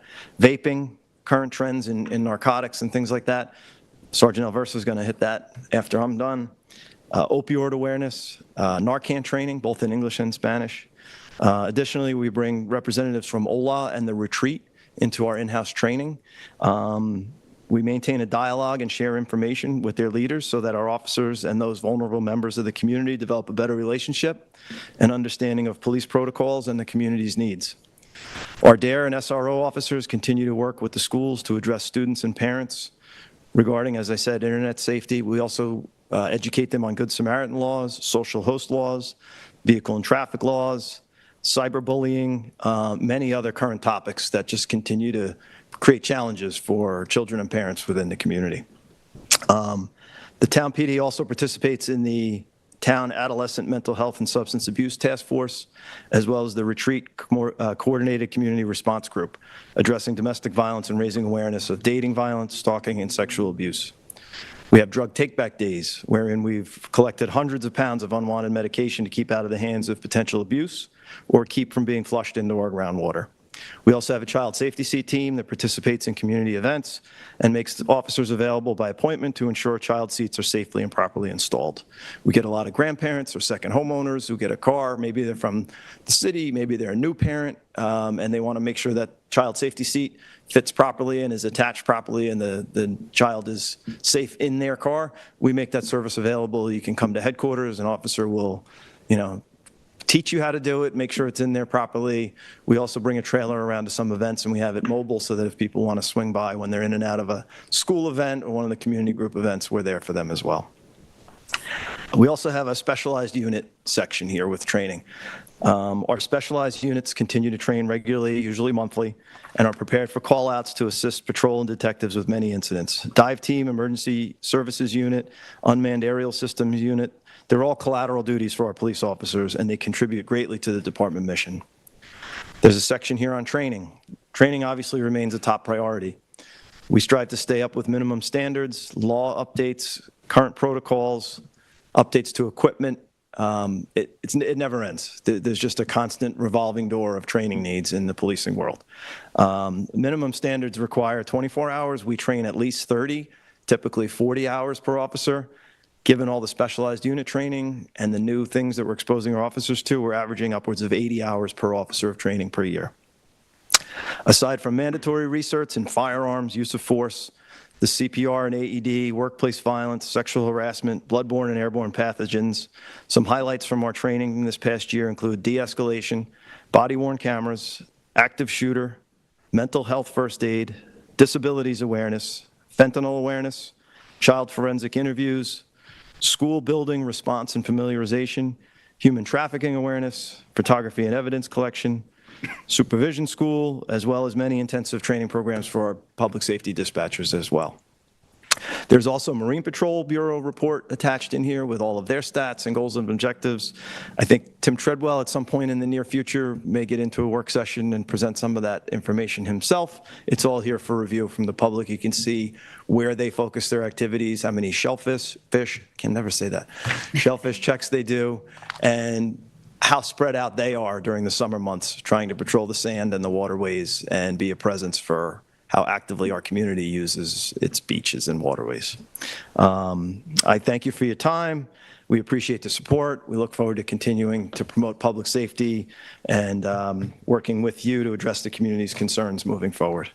I just want to give one more shout out to the time that your department puts into attending the special event committee weekly, which can go for hours. We go through hundreds of applications in a season, and the input is crucial from your department, not only at that time that your department staff is at that meeting, but also out in the field when we have large-scale events, like you mentioned, the St. Patrick's Day Parade, multiple parades, runs, walks, rides, and also even large events in neighborhoods that you, I know, ensure are safe and causes least disruption as possible, and always make sure that there's access for safety response vehicles, ambulances, et cetera, on those roadways where those events are being held. And I thank you for that. I know, considering everything else, it doesn't sound like as much as the other, but it's really important to the town and our residents. So thank you for that and all that you do. Yeah, thank you. It's a great collaboration we have as a committee, and I think it can be a little bit overwhelming with the amount of events, and especially at private residences we have going on throughout the community. But it's really important for us to all work together to make sure people get to enjoy their homes and host people or host events, but we don't have too negative an impact on the neighbors, and that there still remains, like you said, one of our main priorities with the fire marshal and us is that access to be able to get emergency vehicles through roadways, and that we can access fire hydrants, and maintaining that integrity of the communities regardless of the event, and it's very important. And we appreciate all your support as a board in helping make some changes to the application process and the permitting aspect of that. It means a lot. It works well. Thank you. Chief, just one quick question. On the new records management system, will that have the ability to incorporate historical records to any degree as well? Or is that going to be records going forward will be on the new system? Yep, so there's a lot of integration going on, which will be going on behind the scenes. It's our full integration of the old data will not be complete immediately. That's going to continue to go on as we get the new system up and running. In other words, that's background material that is not as important for us to have functioning for the summer, but we will integrate and incorporate a lot of those older records into that. We've done a major digitization of records project as well. Accessing that and maybe having some hyperlink shares is some things we're looking into to cut down on some of the migration of all the records, but still being able to jump to access it. We're still working through some of that. Great, thank you. And I just want to say, as my colleagues have, when people call 911, it's often their darkest hour. And my experience has consistently been that the behavior of your officers is always similar to that of Officer Hamilton the other day. They go above and beyond in serving this community, be it storms, be it organizing committees. I mean, the body cameras, I go back to, I was on that police reform committee when we discussed that, and they are always excellent partners in any town organization. So I commend you and the entire staff of PD. Thank you. Truly appreciate it. Yep. Thanks, guys. All right, so now we'll segue to Yes. speeding statistics. This is something that all of us as liaisons to the different CACs around town hear quite a bit. So we have a PowerPoint presentation. We're just going to work on getting it pulled up so we can screen share it for the Had it LTV up, feed. Emery, before. It was Was just up. on the wrong page.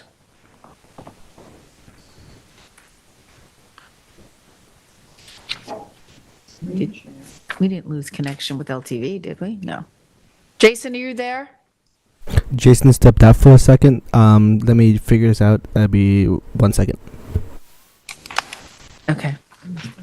If I may, while we wait, just very briefly, as background, as Kathy said, I think the board as liaisons to their CACs and in their discussions with community members, I think speed and traffic safety is probably one of the number one complaints and concerns of your constituents, and we take that very seriously. And your support over the years in capital funding and helping us get speed monitoring devices and improve our equipment has helped us improve our efficiency.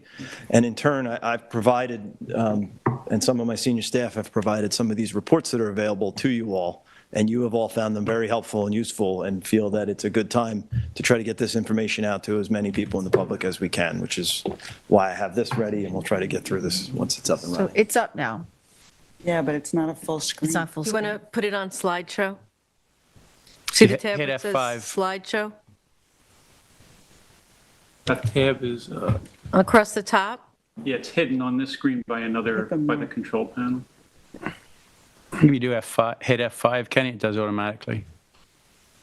It used to. No. No. There you go. There you go. Okay.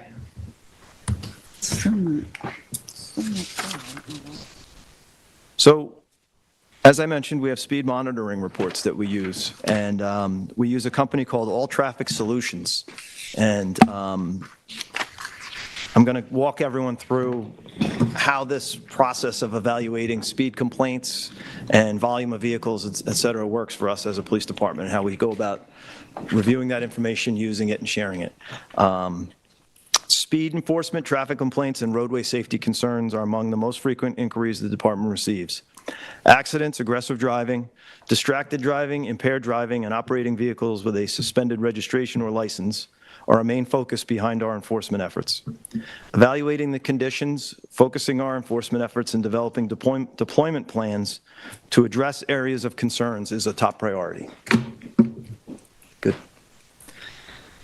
Traffic patterns. We've seen a serious increase in overall traffic volume on the East End over the past 10 years, with the local workforce commuters, increased service industry traffic, as well as an increase in our year-round population and seasonal visitor traffic, along with the proliferation of ride sharing. With increased volume, we have also seen an exponential increase in traffic volume on secondary roads, with traffic apps like Waze and Google Maps directing many operators onto alternate routes to avoid heavy traffic along Route 27 through our business districts. A 5-year look at department traffic enforcement and response shows accident data, vehicle and traffic law summons, issued totals, total overall arrests, and VTL arrests, as well as DWI arrests from 2019 through 2023. Why don't you just say what BTL is for folks? Oh, I'm sorry, vehicle and traffic law, shorthand. The vehicle and traffic law we just refer to as VTL in cop jargon. Plus, vehicle and traffic law takes up a lot of room on charts to write out. As you can see, 2020 was an anomaly that was the main year of COVID, so a lot of our numbers and statistics were off during that time frame. Accidents have fairly held steady across the years. Our summonses are steadily climbing back to the levels at which they used to be prior to COVID. Our officers are out there enforcing the vehicle and traffic law as best they possibly can during their tours. We average about 16 traffic tickets a day issued for the year. You can also see that our vehicle and traffic law arrests make up about 2/3 of our overall arrests, and our DWI arrests about 1/3, which those are increasing greatly as well, as you can see. Next, we go into our speed monitoring device data. Through capital funding and private donations, the department has acquired 9 speed monitoring devices, 2 of which are mobile trailers and 7 are fixed pole-mounted displays. These devices display the oncoming operator's speed and record the speed of passing vehicles. The associated data from these devices is stored in the cloud. Analysis of this data. Our supervisory staff utilizes the data from these devices to assist us in evaluating traffic volume and speed concerns in highly traveled areas which generate either frequent accidents or complaints from the public.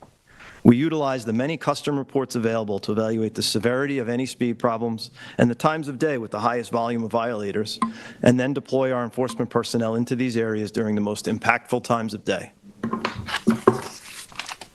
In addition to directing enforcement efforts to efficiently deploy personnel, we also utilize this data to coordinate information with the town board, town highway department, and civic engagement groups to share as much viable information regarding traffic patterns, safety, and enforcement. We also associate records management system event reports with our directed enforcement efforts to track time spent by officers in problematic areas, as well as summons issued. All Traffic Solution has several reports. We deploy the speed monitoring devices to numerous locations throughout the year and as a strategy, typically leave the device in place for about 2 weeks. After 2 weeks, the data is analyzed and officers are directed into those areas at the times of day in which we see the highest percentage of violations.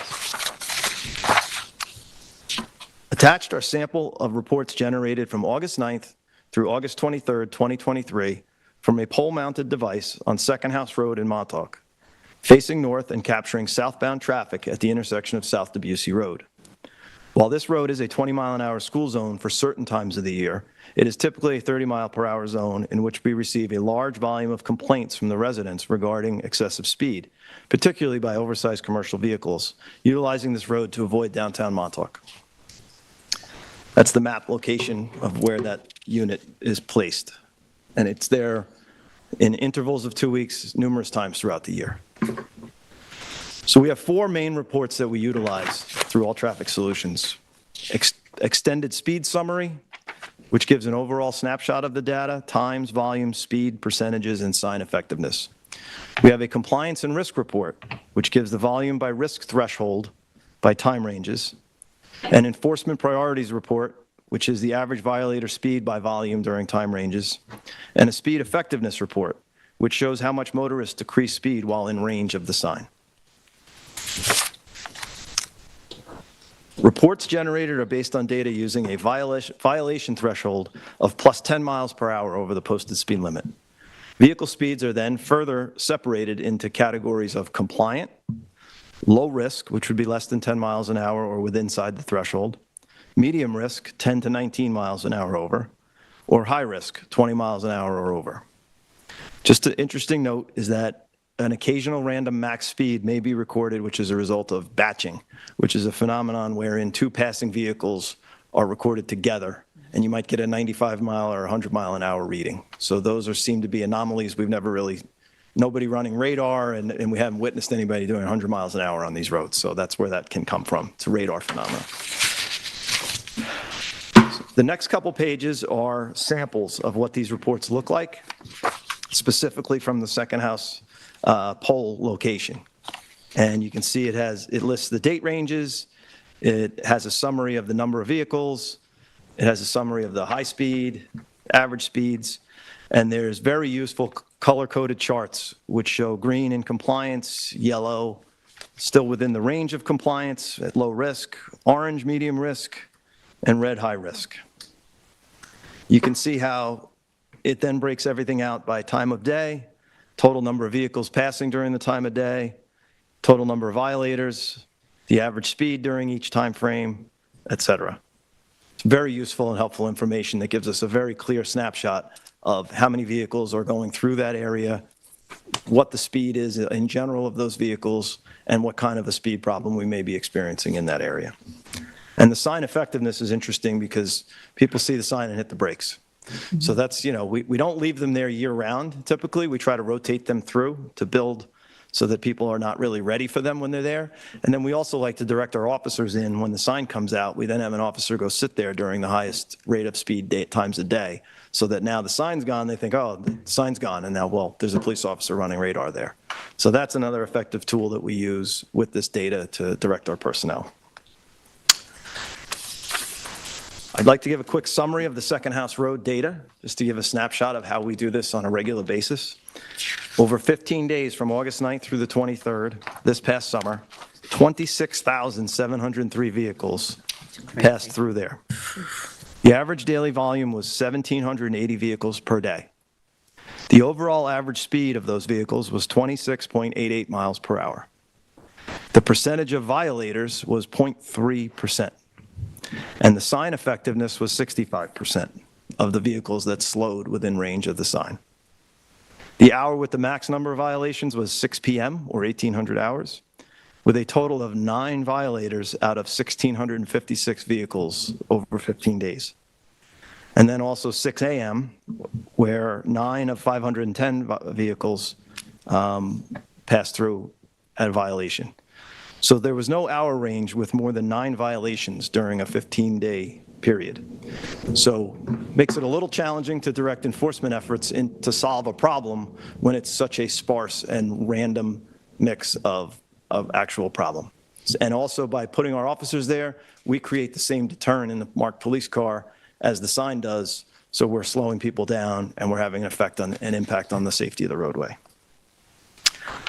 I pulled a couple other reports for review. We have Springs Fireplace Road. And if you look, you see a little more yellow and a little bit more red in there. Springs Fireplace, this sign is down where it goes from a 40 to a 30, about 3/4 of the way down past Abraham's Path. So obviously a lot of people still think it's a 40, and they're still going that fast as they come through and then hit the brakes. So we do see a higher volume of violations in that area. But you can still see when you look through the data that they're not excessive. They're just within that threshold range and a little bit more into the violation range. We also have Town Lane westbound, which has become a frequent cut-through for people trying to avoid Amagansett Main Street traffic, which gets backed up pretty heavily in the summer months. So there's obviously, it's a wide open with not as much traffic volume. That gets a heavier dose of speed, and we do write a decent amount of summonses down there on the speed through that location. So the location comparisons, Springs Fireplace Road, northbound, 30-mile-an-hour zone, July 1st through the 14th, 2023, 62,339 vehicles passed through, 5,194 daily. The average speed, 31.29 miles per hour. 11% of the operators were violators. The sign effectiveness was about 70%, and the peak violation times are between 11 a.m. and 3 p.m. I think we can extrapolate that out, that during commuting times and before and after school or work times, there's a heavier volume of traffic. People can't go as fast. It's not as wide open. So that's why we try to get into those areas and run radar during these times when there's peak. Town Lane, you can see 39,779 vehicles, an average of 2,841 per day. Average speed, 35. 17% violators, 42% sign effectiveness. I think that's a less effective sign because people who see the sign, they don't see a police officer. So I think they don't slow down as much. And I think they also, a lot of people assume that's still 40, which it used to be, or 45. So I think people don't slow down as much. And the peak violation times, again, are there from 12 to 4. In the shoulder hours during commutes and before and after work, there's a heavier volume of traffic, not as much opportunity for people to speed. The last two locations I pulled up sample reports for, the Wayne Scott Main Street eastbound, and I just used this one report because it shows the totals broken down a little bit clearer, and you can see the total number of vehicles, the total violations, and per hour. And you can see how heavy the green and only slightly yellow is for these locations. That traffic volume on Wayne Scott Main Street is astounding. Yep, I'm getting there. So, yeah, it is. So Wayne Scott Main Street, July 1st through the 14th of this past summer, 48,941 vehicles, an average daily volume of 3,495. Not as many as Springs. I think that was, yeah. The average speed was 29 miles per hour. The percentage of violators was only 1.7%. And again, the sign effectiveness was 59.5%. Peak violation times, 4 to 6 p.m. People avoiding the trade parade and the traffic getting into town. Wayne Scott Stone Road, which cuts across through there and comes back out to 27, July 1st through the 13th, 2023. Total volume, 15,264.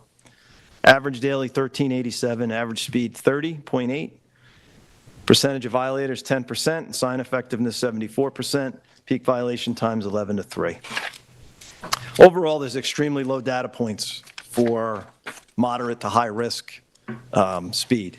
And the way our thresholds are set, the overwhelming majority of vehicles that are passing through are either in compliance or low risk range, which is good to see. In summary, speed and traffic safety are a top priority for the East Hampton Town Police Department. Growing concerns regarding traffic volume, the increased use of secondary roads, and the safety of residents on our roadways are legitimate. Growing concerns, as you can see, with many rural roadways which have no shoulder and are heavily traveled by pedestrians and bicyclists and have low lighting, there are very real traffic concerns involving our roadways. Speeding and effective deterrence, monitoring and enforcement of posted speed limits remain a focus of department operations. Our enforcement efforts continue to increase, as our statistics show. In summary, while there's a marked increase in vehicle volume, there has not been a statistical correlation in rising motor vehicle accident rates within the town. Complaints of excessive speed and areas with an increased volume of speeding vehicles are routinely monitored and patrolled by the EHTPD, with statistical analysis and hard data utilized. While recorded data shows high traffic volume, overall there is very little data to support a town-wide excessive problem of excessive speed. Perceptions formed by isolated incidents of high speed, increased overall volume, as well as increased use of secondary roads in traditionally quieter areas has contributed to the notion that speeding problems have greatly increased. Time spent stationary in a speed zone does not always correlate to the number of summons issued. However, it does contribute to the deterrent factor. Please contact the East Hampton Town Police Department and ask to speak to a supervisor if you wish to discuss any particular area of concern to you. And in conclusion, while handling over 20,000 calls for service and patrolling 70 square miles, investigating criminal and civil complaints, responding to a vast array of calls for service, training year-round, and handling numerous special events, the EHTPD remains committed to traffic safety and protecting the citizens of the town. We remain vigilant in our enforcement efforts, continue to advance awareness of traffic safety, promote responsible driving, and enforce the laws of the state of New York to the best of our ability. Great. Questions, concerns, thoughts? I'm just trying to correlate if it's the increased volume of traffic that makes the perception that speeding is more rampant, if there's a correlation between that. It seems to be. It seems to be. And, you know, if you look at where those numbers of the vehicles that are actually going 19 miles an hour or over fall, they're very isolated. And, you know, obviously, I think we're all in a hurry, and I think you see one car speed by and you're walking on a shoulder of a road on a white line, and a vehicle goes by at 44 and a 30, it feels like that car just blew you off the road. And we have louder vehicles, we have more vehicles, we have oversized tires, you have, you know, just commercial vehicles, that whole situation with Second House Road, we have a lot of the dump trucks, trailers, those brakes that make a lot of noise. When that truck goes by you at 34, and you're walking on the white line, you feel like it might have gone by you at 55. And there's a number of contributing factors to the perception, and we're not here to say that there isn't speeding. I mean, obviously our enforcement numbers bear out that there is quite a bit of speeding through the town. But in the most highly problematic areas that we receive, and I think you all probably receive the most complaints of, the statistics don't truly bear out a severe increase in the problem of speed. So it just says to me that people who are driving on our roads need to slow down. Everyone further. needs to slow down. I mean, keep it at the speed limit and not take that, oh, I'll just be 5 miles over, 5 miles an hour over. We've always, you know, when we do these talks with the kids in the schools and driver's ed and things like that, it's, you know, the difference between striking a deer at 30 miles an hour or striking a deer at 45 miles an hour is very different in the damage to your vehicle and the risk you put yourself at bodily injury. And that's, you know, with pedestrian accidents, cyclists, domestic animals out on the roads, it's just the rural nature of walking on our streets or driving around to go run your errands has changed drastically in the last 10 to 15 years. And we have to adapt and adjust to that. And, you know, throw in e-bikes, motorized scooters, people driving the wrong way, you know, pulling across the street to park facing the wrong way with a big truck. All those things factor into how it feels less safe than it used to. So please obey the rules and Please do. obey the speed limits. Please do. Chief, other than these speed checking machines, which I like, and actually having an officer on hand with a radar gun, what are considered within the police industry to be the most effective means of controlling speed in different areas? Rumble strips or... I'll be honest with you, we've had many discussions about physical deterrence. Those usually fall outside the police department's purview because you get into safety of plows, safety of smaller vehicles, you get into the legality of what you can and can't put in the roadway. I mean, obviously, adding stop signs and speed bumps slows everyone down, but you know, there's a lot of trickle effects of other things that happen, trickle down after you do that. And to what extent do you go and where do you continue to push those mitigation projects? Every road in town that's a 30 mile an hour is going to ask for 17 stop signs and rumble strips. And if you live in that area and you drive the speed limit and you've got rumble strips in front of your house, you're not going to sleep very well. Your kids aren't going to sleep very well. So we all kind of have to work together to find mitigating methods to reduce speed. But I think as these statistics bear out, it's not as significant a long-term problem as it may appear to some people to be. And the effectiveness of the sign, the effectiveness of our enforcement, and just being as present as we possibly can. We're not going to stop every situation, but I think we're doing a fairly good job of keeping a lid on things and holding people accountable for their inappropriate behavior on the roadways. Thank you. And if citizens are interested in having a similar study done in an area in town, what is the best way for them to go? I put there to contact one of our lieutenants, and we'll see if we can schedule getting a trailer in. We drop those trailers in certain locations. They have to be in a safe spot. They have to have a long enough run to be able to get data recorded from far enough away. We kind of need to feel like it's worthwhile for the town and the community to put it there before we do. We can't just put them everywhere. But we've put them in a number of locations. And when we present the data, some people aren't very happy with how the data gets recorded. Like I said, perception, you're walking on the side of a road near a curve on the white line and a car goes by you at 46 and it may have oversized Jeep tires or it may have a slightly louder exhaust and you feel like that car just blew you off the street. And that's a perception issue. We understand it's traffic safety. One pedestrian accident is too many. And, the flip side of this, too, is we all have to understand, unfortunately, this isn't the Bonnet I grew up in, and I can't ride my bike down the middle of the white lines or the red lines, the yellow lines, and have disregard for red lights, disregard for crosswalks, and have my earphones in and not pay attention to what's going on around me on the roadways anymore. And that's an unfortunate reality. We continue to try to educate the youth, educate the community, and promote a better interaction between pedestrians, cyclists, and the vehicles. We used to wear Walkmans, not earphones. Yeah, well, yeah, I'm saying, but now you can't. Yeah. So, but yeah, no, it's just changed a lot, and it's not, a lot of people are upset about that. And fortunately, our accident data has remained very level, and there's a lot of data to back that up. It's still too many. I see those 800 numbers, and I would much rather that be 600. We do everything we can, to try to take drunk drivers off the street, summons drivers who drive erratically, and, do everything we can to work together to promote safety here. Yeah, I'd like to talk to you separately about maybe we do a media campaign. I mean, if we're seeing DWIs go up that much in the last 2 years, just I know there's been messaging in the past, but refreshers sometimes help. Absolutely. Absolutely. Any specific questions, concerns? So that presentation is uploaded and was available for anybody to look at. These reports, we don't generate every single time the sign is out. We may just view it in the cloud without generating reports. So it's not like I just have a lot of these reports laying around. Any of my supervisory staff can go into the system, run their data, and just view it and make some notes out of it and use the data that's collected there. So, I don't have mountains of this in paper form, but we do have data, and we do collect it and look at it. So, anything else? No, thank you. I think it's really, really helpful to know the reality out there because, as you know, we're all approached about this issue too, and it's nice to have something concrete. Sure. Of what's going on. Yep.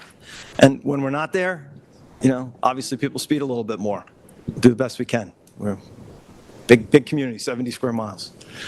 Without further ado, Thank you. the police theme rolling today. A very pertinent discussion and presentation by Sergeant Ken Alversa. Welcome, Sergeant Alversa. Is this your first presentation before the town board? Here, I believe it is. I'll just give him a second to get the Sure. PowerPoint up. And we had talked about this. Tom is now the liaison to the East Hampton Youth Task Force and meeting with community organizations, the school districts, and some of the not-for-profits.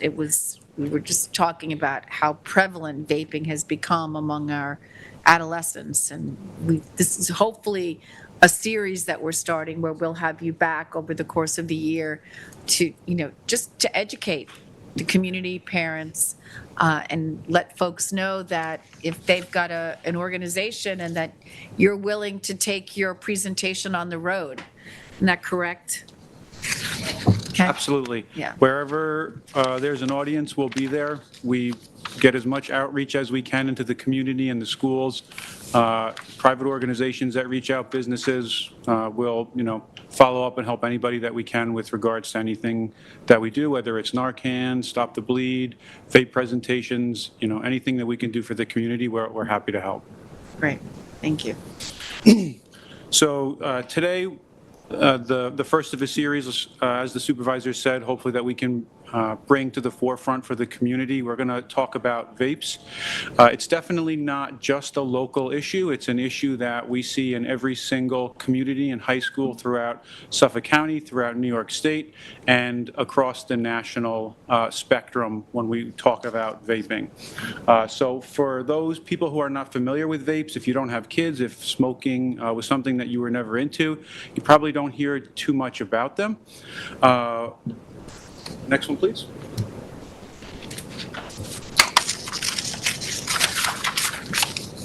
So first of all, people should have a general idea of what it is, and I clump them into what I call electronic smoking devices. There are many names for them out there. People call them different things depending on the brands or whether you're talking about kids or adults. They have different nicknames. I lump them all into electronic smoking devices. They come in many shapes and many forms, and they have many of the same components. And what we're doing is we're heating a substance inside of that device up and then making it into an aerosolized form, and then it's inhaled by the person that's using the device. Many people see what they believe is vapors coming from them. They believe that it's strictly water vapors, when that is not the case. The vapors contain many particles. Sometimes medical particles are inside of these devices because of the metal coils that are getting heated up. So they are definitely not safe for people to be breathing in these substances. Next, please. Can I just ask you, so when you have a cartridge in a vape, what is that the equivalent of if you're versus smoking cigarettes? So it depends on the manufacturer of the device. There are so many different manufacturers now with regards to liquid nicotine, which is a big marketplace for these. But some of them, in turn, you smoke one cartridge and you're smoking the equivalent to a pack of cigarettes. But some of them are more, some of them are less. It depends on the manufacturer of that particular device that the person is utilizing. So there is a picture of one of them. Again, you have a mouthpiece, you have an atomizer or the heating component, a battery pack. Some are a one-time use and they're disposable, and some of them are reusable. And then a power button, so they're not running all of the time. They're not producing a steady cloud. It's on demand, and that's how it makes it difficult for us to detect with students, depending on the types of devices they have. But if they keep it in their sleeve or in their hand, they put it up to their mouth, and in 1 second, they've already taken a hit of the device, and nobody is the wiser. We'll talk about, toward the end, some of the marketing that is done directly toward our youth with how to hide these from adults, and some of the things that we've seen in our schools and in our communities that the kids have told us directly so that we know it's going on. But again, liquid nicotine is probably the most prevalent when we talk about vapes, but what we're seeing now is a transition over to the THC, the concentrated cannabis or the liquid marijuana, just because it's important to remind people that we're talking about substances now that are legal and are readily available in our communities and that most adults have access to. So it's not like years ago when marijuana was illegal. These are substances now that are legal, that people can legally possess, and it is easier for kids to get their hands on them because they are so much more readily available and acceptable now.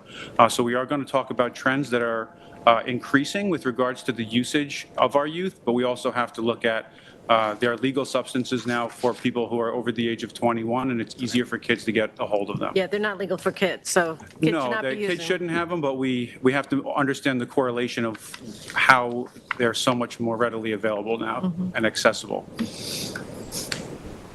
So a couple of statistics specifically when we talk about vapes. In 2021, 4.5% of American adults had used cigarettes.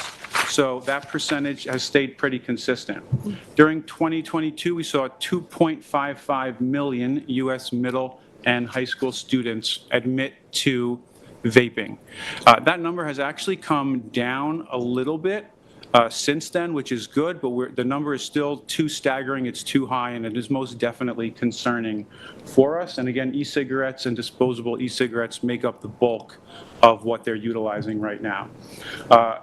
If you utilize vapes when you're younger, you're 3.6% more likely to take on combustible smoking, regular cigarettes, when you get older. So again, we have the science and the correlation there. So the more education that we can do for these students when they're in middle school and high school, the better off we are in deterring them from having those long-term addictions. And unfortunately, 2,807 hospitalizations regarding e-cigarette or vaping use that's associated to the lung injuries and or deaths that are related back to e-cigarettes and vaping. So again, some people will say that they're safer and that you can rely on them.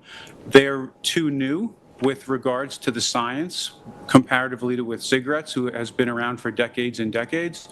Electronic smoking devices, we are not there yet. So we are just starting to see the data come in now from over the last few years from the uptick in usage, but it will probably be years down the road till we fully understand the sciences of what are happening in people's bodies with regards to their lungs and their hearts from vaping. So they're not safe.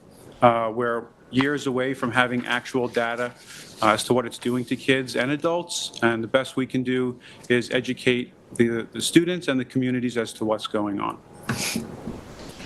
So again, primarily we're looking at nicotine devices. You can see on the bottom, these are some of the most popular devices that we are confiscating right now in the high school. So we work very closely with the school administration with regards to trying to detect and locate the vapes. We're there just to assist the school, just to make sure there is nothing illegal, that they're not containing THC, and we need to reach out to parents and let them know that they might have to do some in-depth conversations with their kids. But these are the biggest portion of what we're seeing are those shapes and sizes on the bottom there, but they come in a variety of shapes and sizes. And are those preloaded disposable vapes? Correct. that you're saying? Disposable, one-time use. So they also could, if a person under 21 can't buy even a non-disposable vape, Correct. can they? No. In Suffolk County, you have to be 21 to purchase nicotine. There are some devices that are refillable, and with the assistance of YouTube, you can hop online and you can refill that electronic smoking device with substances other than liquid nicotine. So we have also come across that as well. Typically, if it's not liquid nicotine, it's THC, concentrated cannabis. So it's known by many different names, and here are just a few of them: wax, oil, liquid marijuana, synthetic marijuana, concentrated cannabis. Some people just refer to them as carts, as you had brought up for short-term slang. Those are two of the most popular, the device and the cartridge in that shape and form are interchangeable with many brands and varieties, so you can take a cartridge off from one device and put it onto another device in a matter of seconds. So, and I'll show you some pictures of that in a few slides here, but that rich syrup-looking golden substance is the wax or the concentrated cannabis that is getting heated up and turned into the aerosol, and then they're smoking it.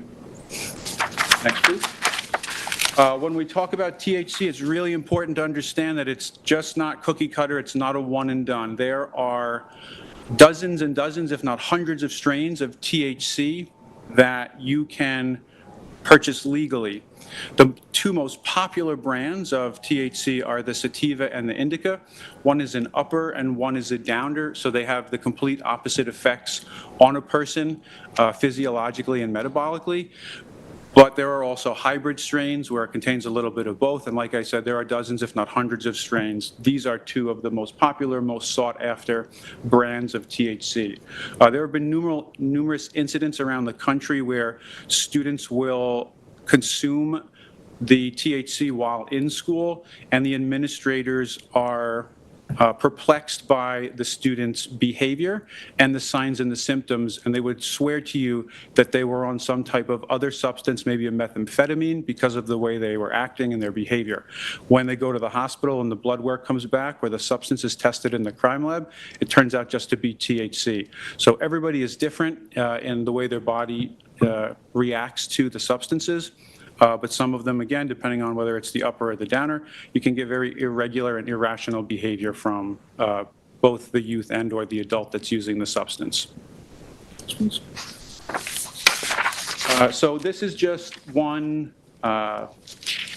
incident, if you will, over in Connecticut where they had a person just freely handing out cartridges of synthetic marijuana, and they had 80 overdoses in the afternoon in the one park. So again, everybody reacts differently to the substances.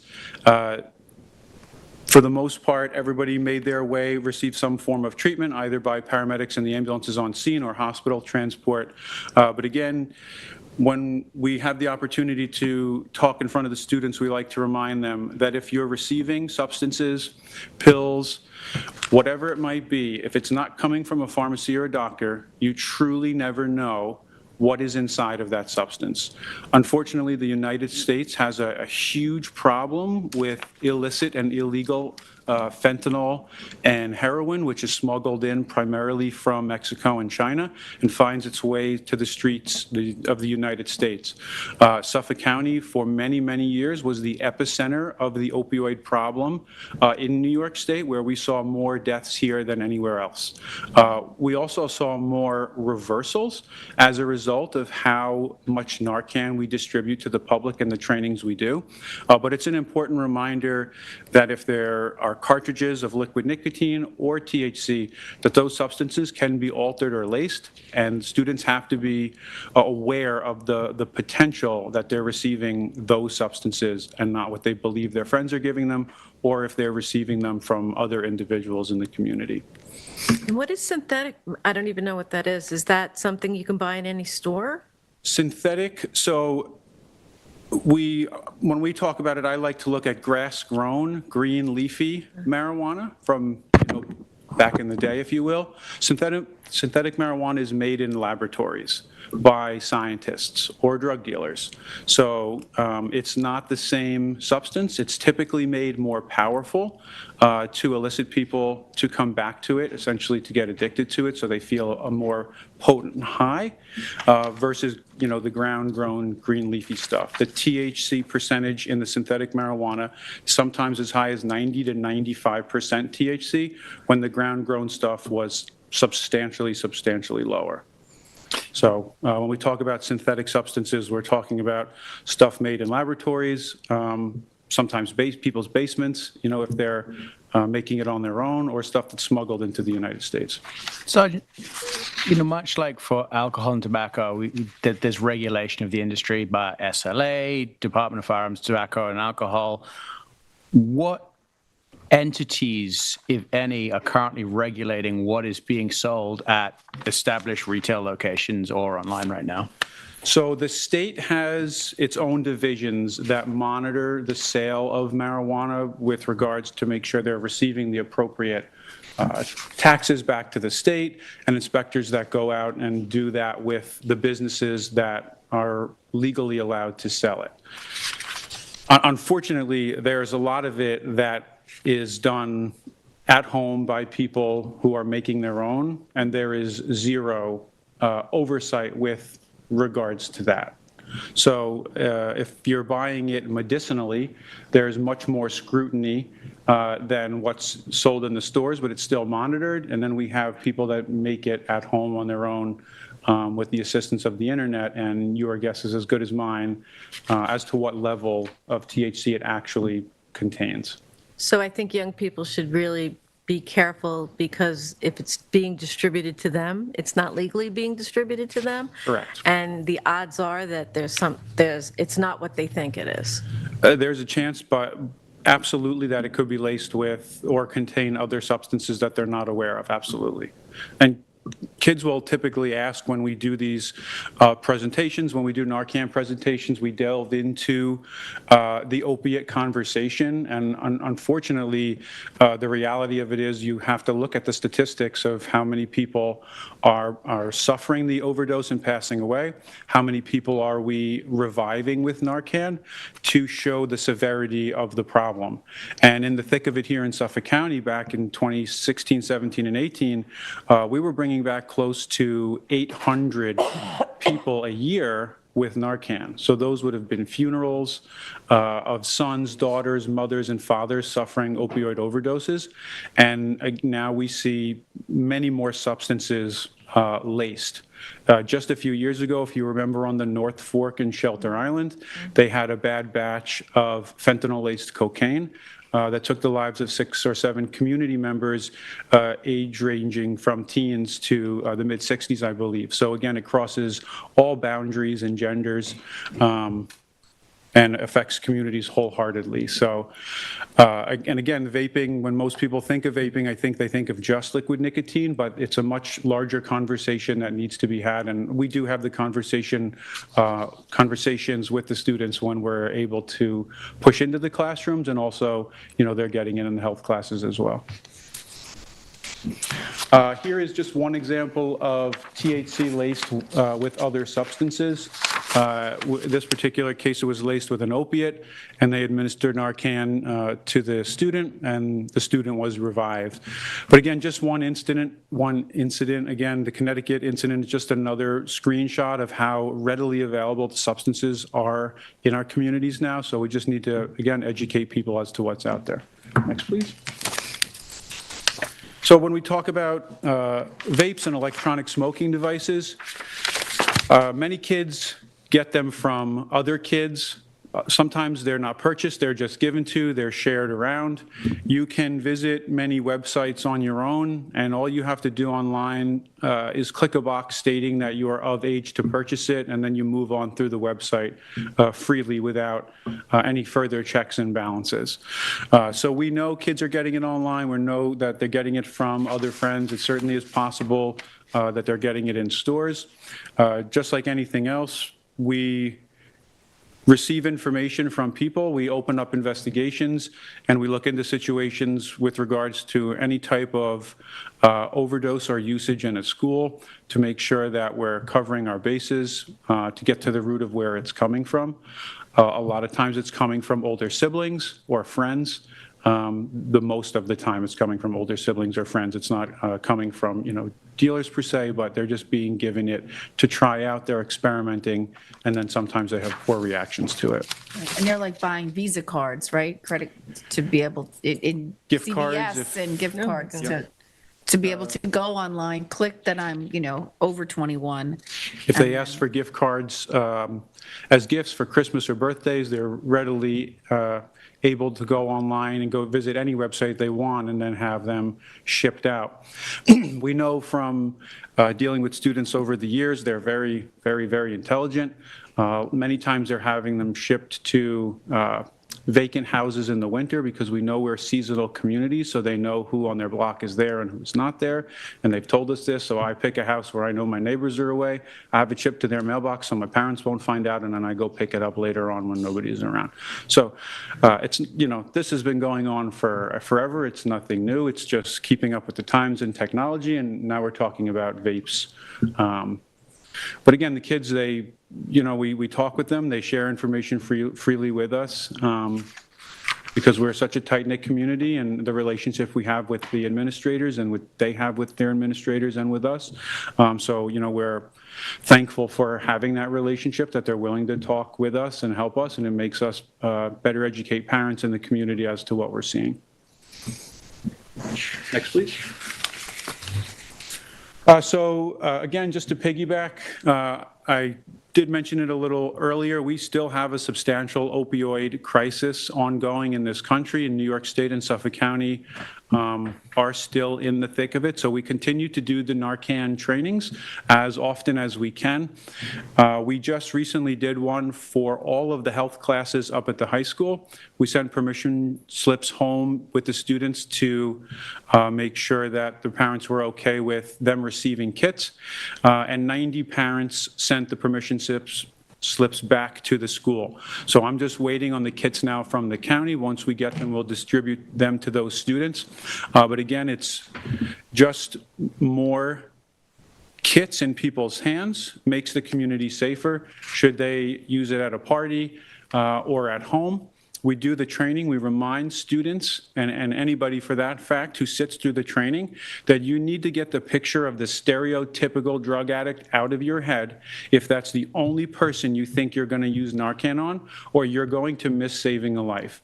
Little kids accidentally get into medicine cabinets and overdose in this country every day, and elderly individuals who suffer from dementia take too much of their medication and can overdose. So you need to look at the signs and the symptoms of an opiate overdose: pinpoint pupils, blue lips or nail beds, slow or shallow breathing, unconscious, unresponsive, and not the person, but the signs and the symptoms, or you might potentially miss an overdose. So there's no reason for someone not to sit through a Narcan training, to take a kit home. Throw the stigma out the window. It's better to have the medication in your home. God forbid a child or an elderly person needs it, you have it available to them. And again, we see people of all ages and walks of life sit through the trainings, and we're happy to do them for anybody that's interested in setting one up. So Sergeant Alversa, when you go into the health classes and do it, are all the kids, then the 90% of the kids that are going to participate, are they going to get their own kit? They are, yes. Yep, I'm waiting on about 110 kits from the county, and the bulk of them are going back to the high school for those students. Are those kits easily accessible now? Because at one point they were, harder to get. The kits? Yeah. It comes in waves, but typically when we work with the county, they'll give us whatever we ask for. I usually reach out a few weeks in advance. They were delayed. They were waiting on some pieces of the kits to come in, which has taken a little while, but they will fulfill what we ask for, usually however much we ask for. Great, thank you. Next, please. Another really important law that we reiterate with the students when we do these presentations and many other presentations when we're in the schools is the Good Samaritan Law. The Good Samaritan Law was changed well over a decade ago now here in New York State, and now all 50 states have some variation of the Good Samaritan Law. Kids were dying at house parties, and other kids were too afraid to pick up the phone and call 911 because they were afraid they were going to get in trouble because of the substances that were at the parties and the activities that were ongoing.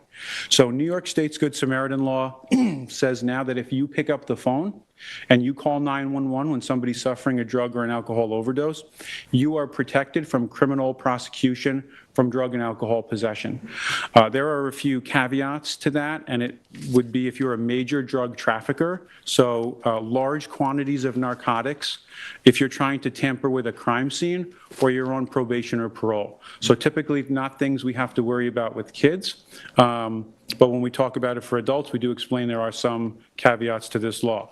Other than that, you can possess any amount of alcohol, any amount of marijuana, needles, cocaine, heroin, fentanyl, and as long as it's not those larger quantities that fall into larger trafficking, you cannot get in trouble as long as you pick up the phone and call 911.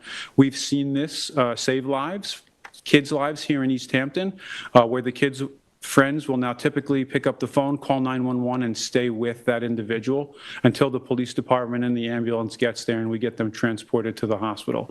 So we know that it's making a difference. We know it works. Still, many people, until they hear us present it, don't believe it, but it most certainly is the way that the law is written now, and we know it works. And again, we continue to throw it out there every opportunity that we have, not only in the schools, but also outside of the schools, because it's important for everyone to know that they are protected if they're trying to help somebody in a situation like that. We did talk about Narcan training, so again, that's typically what a kit of Narcan will look like now. Both doses, you get 2 doses in a kit now, are 4 milligrams per each dose. They're very similar to like a Flonase device. It's a one-shot deal, so you push the plunger on the device, and all of the medication comes out, all 4 milligrams at once. We tell people if after 3 to 5 minutes that person's breathing has not restored or they're still unconscious and unresponsive and they're seeing those signs and symptoms, they can go ahead and administer the second dose if they're not seeing any relief. So most people who have the kits now have a total of 8 milligrams of Narcan, which is a large quantity and should be able to reverse most overdoses that people are suffering. So many times, even though we're talking about electronic smoking devices, we do find students to be in possession of other things, which should be clues for parents if they are looking into their own sons and daughters' belongings. We still find Visine, lighters, clear plastic bags that can contain other substances. So this is stuff that we typically will find together with those electronic smoking devices. Next, please. So here are 2 more forms of the electronic smoking device. Like I had mentioned earlier, the cartridges on these devices are interchangeable. So that green tipped cartridge that's on the long skinny pen-like device will fit in either of those other 2 devices. All you do is just remove the other one and go ahead and replace it. So the different manufacturers keep that interchangeable for the cartridges. Again, a couple of more devices. These are the Juul devices that we saw in the very beginning of the vaping epidemic.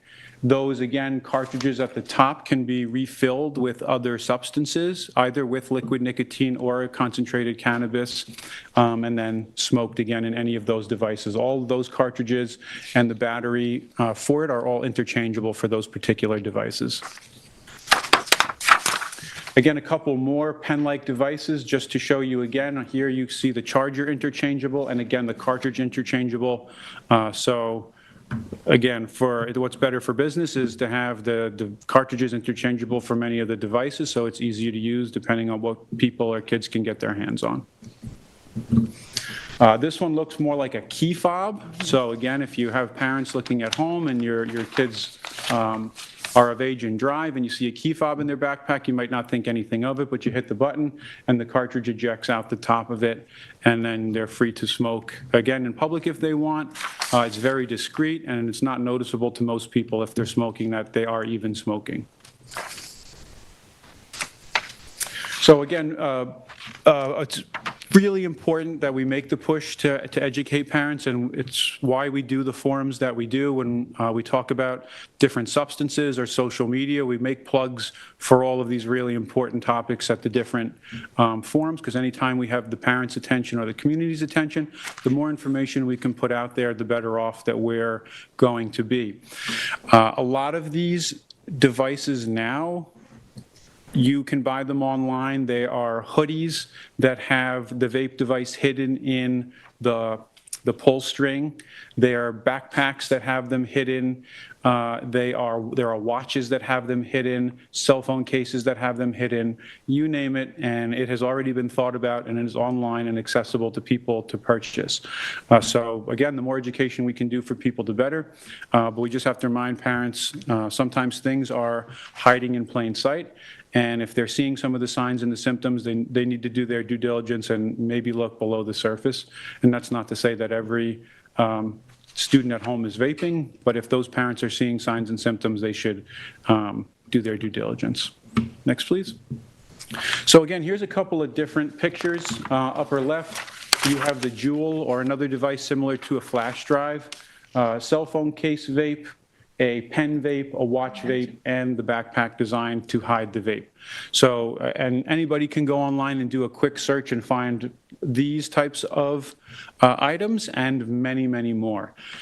So, I'd just like to remind parents before they go outright and purchase devices or clothing for their kids that they, again, make sure they're looking into it fully. Is there a reason that their child is asking them to purchase this particular one?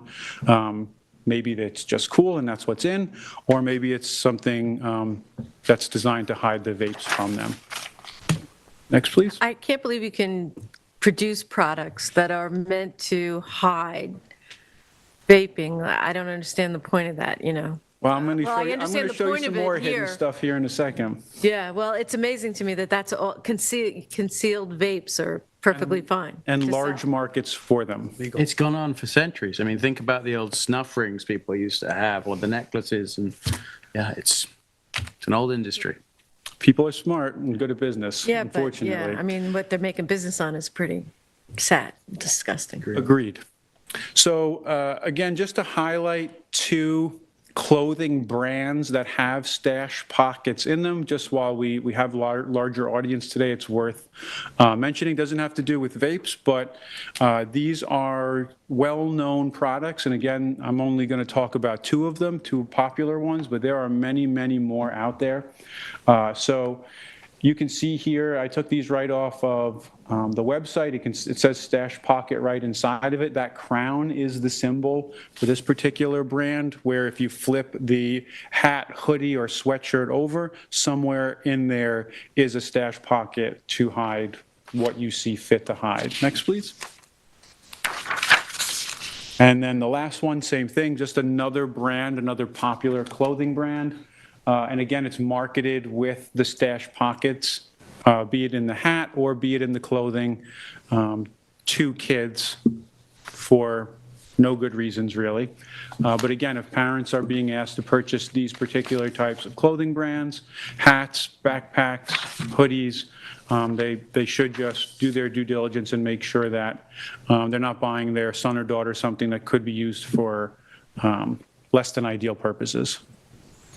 And I think that wraps up my presentation. I appreciate your time, and I look forward to being invited back for another session with you guys.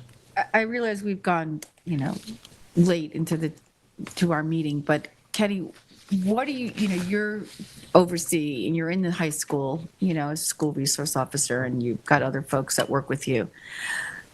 Can you just relay to us what you're seeing with kids and whether they're, vaping with nicotine or THC and what age they're starting at? Kind of just give us the lay of the land. So we see a little bit of everything. Again, when we talk about the problem, we would be foolish to think it was just us here in East Hampton that are having these issues, because it's every single high school on Long Island that is dealing with this. We see a lot of the liquid nicotine in those disposable devices, but we have seen a little bit of an increase this year in the THC devices as well. And I just chalk that up to they are more accessible now in the community, not that it's right or legal for students to possess or use it, but they're more readily available now than ever before, with really no end in sight for that particular trend. With the laws changing a few years ago, making marijuana legal for anybody over the age of 21, there's a lot of it out there now. But the schools are hearing that kids are coming to them and telling them that they're addicted. Absolutely. And we saw this, and this can go back to regular cigarettes, e-cigarettes, or now THC, where we see high concentrations of the liquid nicotine and the THC. And we know that when we're dealing with brains of our youth that are not fully developed, they're much easier to become, or much more likely to become, addicted to these substances, and they will flat out tell you that I cannot go a period without taking a hit off of my THC vape or of my nicotine vape.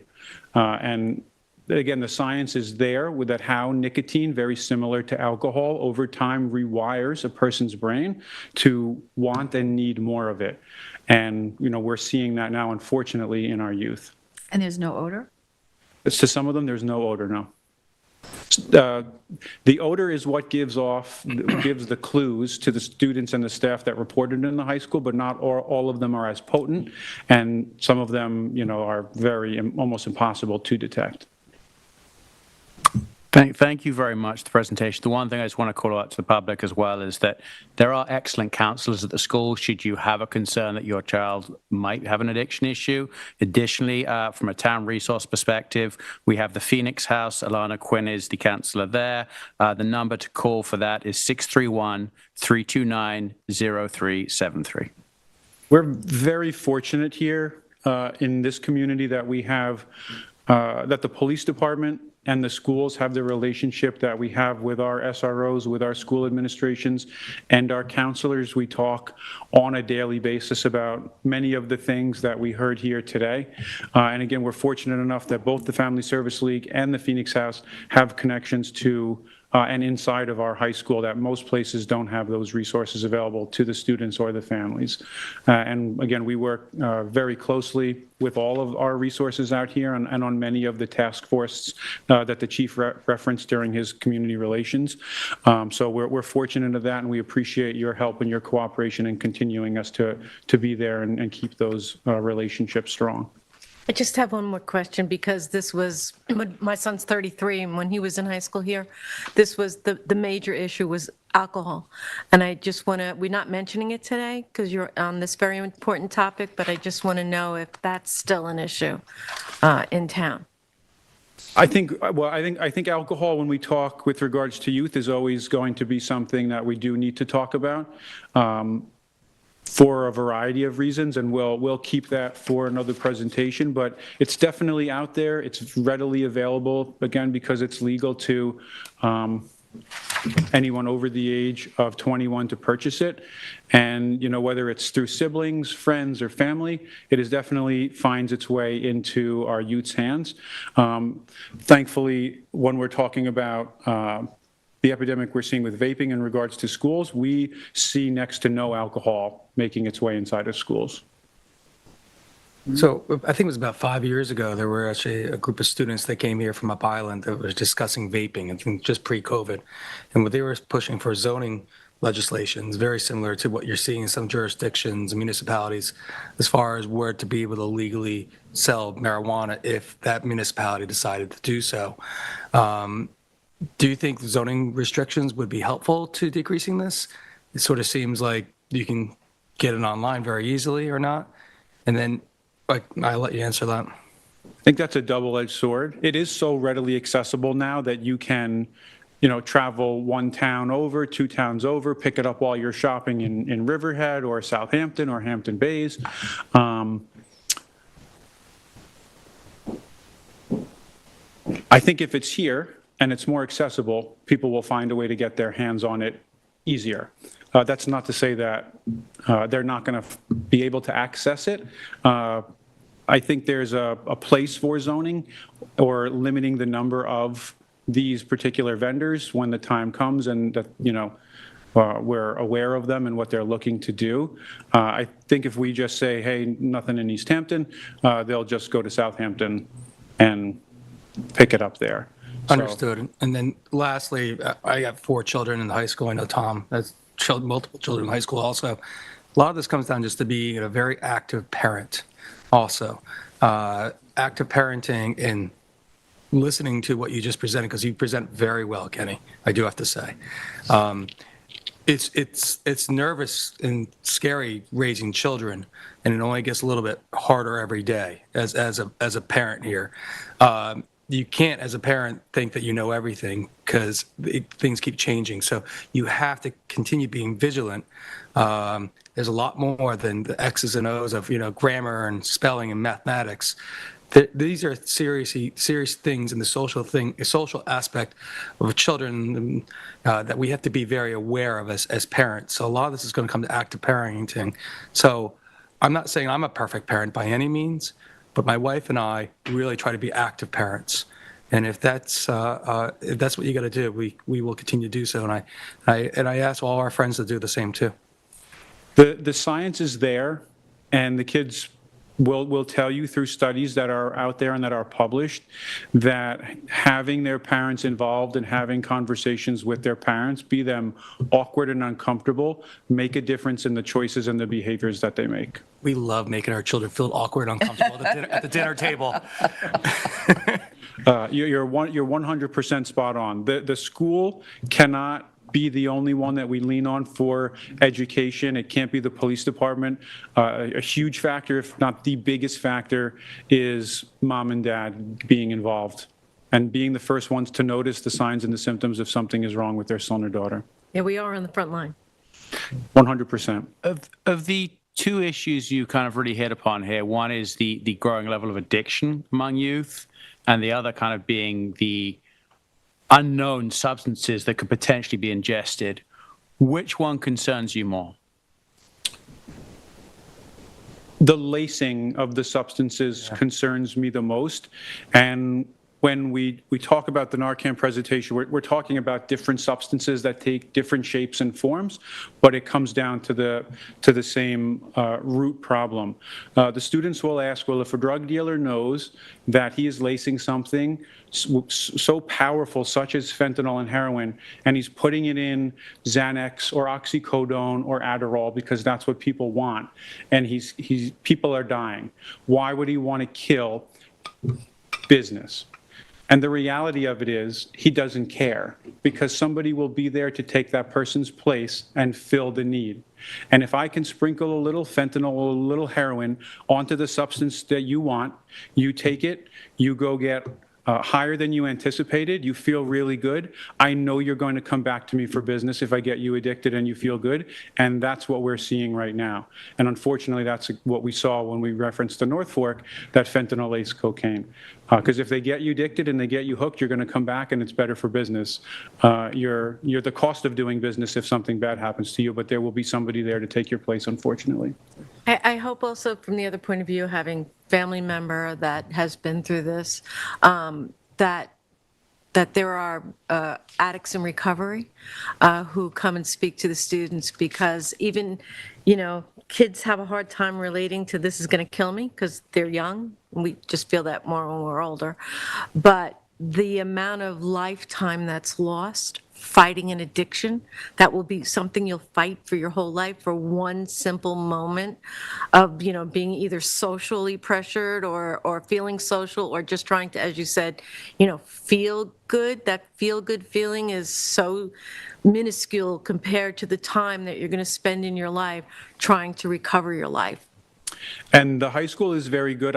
I've sat through many presentations when the Phoenix House brings in clients that come talk to the students about their addictions. And they bring in clients that are closer in age and more relatable to the students. And they will flat out tell you that I've robbed banks, I've pawned my parents' jewelry, I've stolen money, liquidated bank accounts to get my fix, to get my high. Because again, you rewire your brain to need and want. And when you're an addict, that is the only thing that you think about. That's the most important thing, and you're not thinking about your body or your family. So those are powerful presentations that the school does, and I've sat through a number of them, and they're worthwhile in doing. And thankfully, the Phoenix House offers that opportunity, and the high school takes them up on it.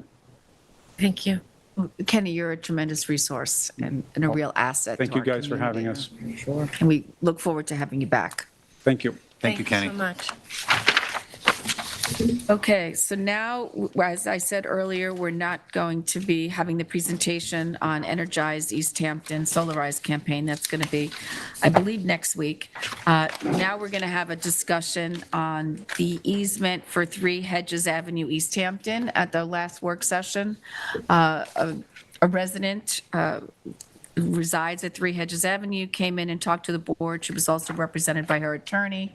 And Rob, if you want to, set this up and lead the discussion, so what the ask is now of the town board. Sure. So as you just stated, Thomas Crouch was here last week. I think he's here today. He was here with his client, who somewhat recently purchased 3 Hedges Lane Avenue. They opened building permits for the property, and when they attempted to close out the building permits, they discovered that there was a scenic easement on the property that wasn't of record, meaning it was never recorded with the Suffolk County Clerk's office. So unfortunately, when they purchased the property, they would have had no idea that this easement existed. That doesn't mean that the easement is invalid, it just means it's not of record. The easement that the planning board required was 25 feet wide. They're asking for a reduced easement area of 11 feet wide. Because it's on a UR map, the applicant is allowed to petition a town board to make a change to that UR map. So that's what's on for today, for the town board to discuss that. At the end of the discussion, you should refer to the planning board to get their comment or a written report, and then after that, you should make your decision on whether or not you're going to grant the change to the scenic Does it easement. require a public hearing if it comes back to us after the planning board? No. Okay, it's just reg resolution. Correct. So I'm happy to start. I read through this material, the surveys provided, and I think the survey is actually a very important depiction of the two scenic easements and where the originally proposed scenic easement that was not recorded impacts structures and would need to have a perpetual condition that they would be able to go in and repair those structures, and therefore, because they need to do that, they would need to disrupt that easement. Even with permission, you still can't go and fix a retaining wall and dig it out and everything without disturbing the easement. So for me, particularly for those reasons and I'll just read off of a Thomas Crouch memo, the structural retaining wall and a portion of the driveway that also appear on all of the historic aerials in their existing location are located in what would be the 25-foot proposed easement area, but could be excluded altogether if the town, there's a typo there, if the town accepted the 11-foot wide easement. And excluding these improvements from the easement would make it easier in the future if and when the wall or driveway needed to be repaired or replaced and would not disturb the easement. There's also a recommendation from Mark Abramson, who's the Assistant Director of Natural Resources, that he said that the other areas in the undocumented easement be revegetated would improve the habitat significantly and would make more sense to reduce the easement rather than add exceptions. And for those reasons in particular, I haven't gone through all of them, I agree with, I am okay with an 11-foot easement. Ian, did you want to? Yeah, I generally agree with that. I mean, look, if there's an easement in place, that's not something anybody changes lightly. There's a reason why we have easements in place, but I also think we just have to recognize if mistakes are made, especially on behalf of the town. I think the governing principle here for me is fairness, and that's fairness to this particular property owner and the town as a whole. And I think that the standard for me is what should people have known, realistically speaking, if they purchased the property and took building permits out and nobody discovered this. I don't think it's fair for us to think that they should have somehow, wouldn't have come up in a title search. I also think making sure that we meet the town goals are very, very important. So Mark Abramson's letter really is important to me. If this was a wetland, I wouldn't be so open-minded about this. So I agree with Kate, especially about where the structures are. I do think there might be a compromise here in which there's an 11-foot easement to exclude all of those structures, and then at some point in a very regular geometric pattern, go out to the 25 where there may be clearing, but there's no actual structures. So that's actually where I would lean. Obviously, this has to go before the planning board, and it's, easements are really planning issues. I would be curious what they have to say, but I do think we should provide some sort of relief here. And hopefully, we make sure easements get filed and everything is done properly on time, but we do have this, these legacy issues, and I think that we have to just treat them as fairly as possible to all involved. Yeah, I would second that exactly. Just talking with the building department, the planning department, there's a significant number of surveying errors that they see with projects coming in, and how we manage that going forward to avoid situations like this or other ones is something I think we have to start a separate discussion about. I know we've looked into the town can't license because they're already licensed, but how we ensure we're getting the correct information for our teams to make the right decisions is key. But, in this case, very specifically, yes, I think it's right for this to move forward. Who was supposed to file this easement? The property owner? Property owner was supposed to record it then. So the property owner initially did not file the easement. The original The property. original property owner. That's correct, Warren in 1980. 1986, I believe. Yes. So if you look at this property and you look at the property history card in 1989, there was a building permit that was issued. Immediately the next year, they actually requested to modify the UR map in which they abandoned Riker Avenue behind it. So they've actually used the zoning code, they used the UR allowances to actually abandon and gain property onto this property. So by saying that the scenic easement that's on there would lessen the use of the property, they actually used everything they could in a UR modification to gain property legally. Then if you look from 1989, they never got to C of O until 2007, which is almost 18 years in which they never received a C of O. In 2015, they received a letter from a surveyor saying that it's concerning the retaining wall, walkway, and driveway. So at some point, the property owner at that time was noticed that there's an issue. And I would be interested to see what that letter would state, because if I'm inferring this without seeing the letter, it would probably state that there was supposed to be a scenic easement that was never recorded. Why would there be a letter concerning that? And two, when I look at the survey itself in stating that from scenic easements, there has to be 10 feet from a structure to a scenic easement, at 9.8 feet away from what a scenic easement from the structure of this house that's on there, that can be discussed in the section of the code that says there's builder's error or de minimis, which gives them about another 6 inches on there. I don't believe that this is a town error. I think this is an error of the property owner, not recording the scenic easement, so that's why I wouldn't be in favor of changing anything here.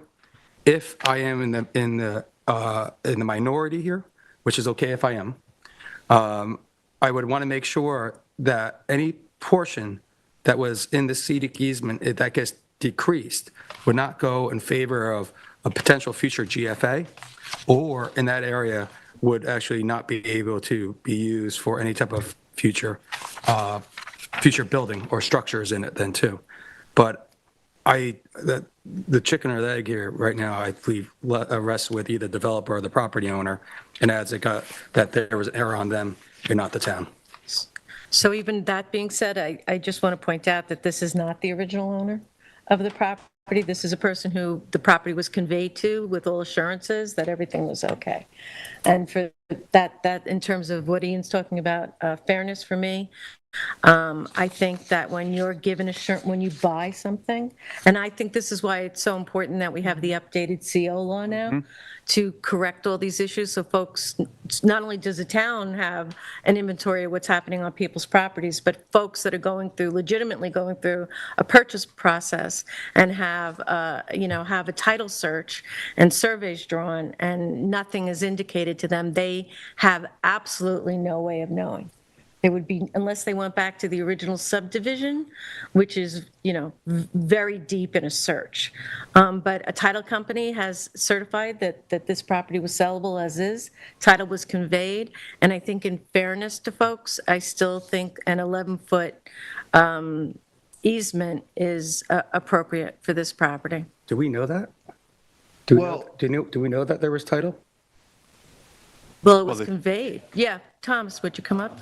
I think this is a board decision, first of all. I also just want to say, David, I think those are all really good points, and I think it's really healthy to have this kind of discussion because it's an important issue. When I said the error on the town's part, they should have never been granted a CO if they didn't meet the subdivision standards, the subdivision approval. So that's one. And then there were multiple COs and building permits issued since then, all of which, if we're expecting a future homeowner to know as they're purchasing a property, discover these things, I certainly want our internal professionals to do that. And I'm not knocking anybody in the town. In fact, it's probably a bad idea we should make sure these things happen. And it's very rare, I think, that somebody doesn't file because you just don't get your subdivision approved.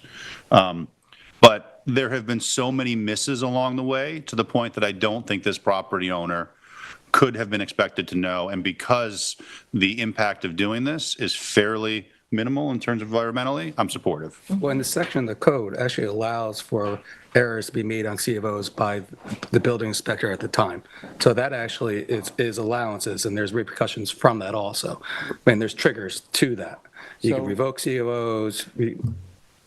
You can revoke C of Os, you can revoke building permits on there, and that's all sections of the code for errors of situations like this. To myself on here is that the error was on the property owner, and that property owner should continue all the way through, and now we're at a point here where we need to make sure you don't set precedent and also be consistent, and that's just my opinion. Yeah, no, all good points. Just really quick, actually, the property cards for the CO 1990, there's a CO 1990, a CO in 2007, and a CO in 2015 when my client bought the property. There's 3 COs issued that missed this issue. She did get a title search and CNR search when she bought it, didn't show up. The town doesn't have, usually the town keeps natural resources and building department have evidence of these things, and they didn't. Okay, so for that, I apologize, I was incorrect. No, that's fine. Okay, And I just think- real quick, the scenic easement, I don't believe counts toward GFA or, area of scenic that's encumbered by a scenic easement doesn't count toward GFA or clearing or any of that. But if you remove it, it could now. You guess, 25 versus It would 11. have to be 10 feet from the 11-foot scenic easement. the map So is- you're limited to how much GFA you can increase. Not necessarily. If you're removing the square footage of whatever the scenic easement was supposed to be, and you're reducing it, that reduced area now can actually go to GFA to the total area, total structure on there. What I'm saying is, if I'm in the if I'm in the minority here or wherever it may be, is that in fairness, if there is something to be granted and as a benefit to this property owner for whatever the situation we're in now, in fairness, that area, which should have been granted in the scenic easement, should not go and be able to be allowed for additional GFA on the property. But there's no easement. It's 0 feet. There's a valid Should be easement. given- Our town attorney just said there's a valid easement. But And I the think whole this- point here of this There's discussion also a is- board discussion. Okay, but the building department didn't know, so I don't know how they would enforce GFA on area that should have been a part of scenic easement if they didn't know there was a scenic Is the GFA on this house non-conforming now? I don't know. I'll have to. To me, I think it's a really good point. I think precedent is an important issue. I think that if this action made it so that GFA was not compliance, it wouldn't change my opinion, but I do agree with Dave that we might want to include protection against future development that takes advantage of this. We go back to as close to we can as what the intended purpose was without any sort of undue hardship than any party. That's why I made that point. No, and it's a very good one. And I think that we always have to think about precedent because we want to be fair across the board. At the same time, there's nuance. And because, we have something from Natural Resources saying that this is not a particularly important environmental feature. And I don't mind taking the harder approach, which is, making that easement the full 25 feet for anything that doesn't include a structure with some, normal borders. And I think if we do that, I'm comfortable saying that if this pops up again, where there's not an environmental resource that's truly important, there is a long trail of sort of missed opportunities to capture something that wasn't filed. And David's exactly right. This is on the developer. It's just a question of whether we consider the current property owner part of that chain. I think it's far enough removed that I don't, and I'm comfortable with the president based on all of those circumstances acting the same way if this came before us again. What I think we're trying to do is to find out the uniqueness of the situation, and that actually would help in any type of legal. For sure. Well, yeah, and to be clear, I think that's why it's such a good conversation to have, because we shouldn't do this willy-nilly, and we should hear what the planning board has to say about it. And then we should try to make sure, if there's any resolution that we have support for, that we identify all those reasons why we did it, that explain its uniqueness. Well, it sounds like the majority of the board wants to forward this now to the planning board. So, Bless you. bless you. Let's do that. Great. Okay, Rob? Yes. Thank you. Thank you. Okay, so next up, we have a FIMP update by Councilmember Lees. Yes, thank you so very much. So as we know, the Montauk, Fire Island and Montauk Point project has been ongoing part of the PL 8499 FEME project. The portion of the project that we're at right now is actually active installation of beach plugs and sand fencing right now. The town of East Hampton is actually meeting with the DEC tomorrow to go over easements and parameters for pedestrian beach access points. The contractor is moving at a very rapid pace with installations. Town boards also decided on the type of Moby matting that we're looking to install. That has been brought to the specs to the DEC and looking at the Army Corps of Engineers. That is our update. But again, this project could be certified and complete within a matter of weeks now, knowing that these are the last two major steps. What we have noticed is that some property owners are starting to build illegal or unpermitted authorized structures into the project scope area. I warn against doing that without proper authorizations, or they will be cited and looked at for compliance. But after this meeting tomorrow, I think I'll have more of an update next week, and we'll continue the outreach to the property owners so they're aware of everyone's rights. Great. Does anybody have questions for David? Yeah, I'm out. It's a question, but I mean, just with the plugs being put in these dunes, like the more of the dune that is covered by the plugs, the better the resilience of the dune. So I would just urge property owners to, if the Army Corps of Engineers and said parties are looking to vegetate certain parts of the dune, to be supportive as much as possible in their own self-interest. Yeah, agreed. I would hope there's not too much of an argument to be necessary here because, those hotels are falling into the water without the dune.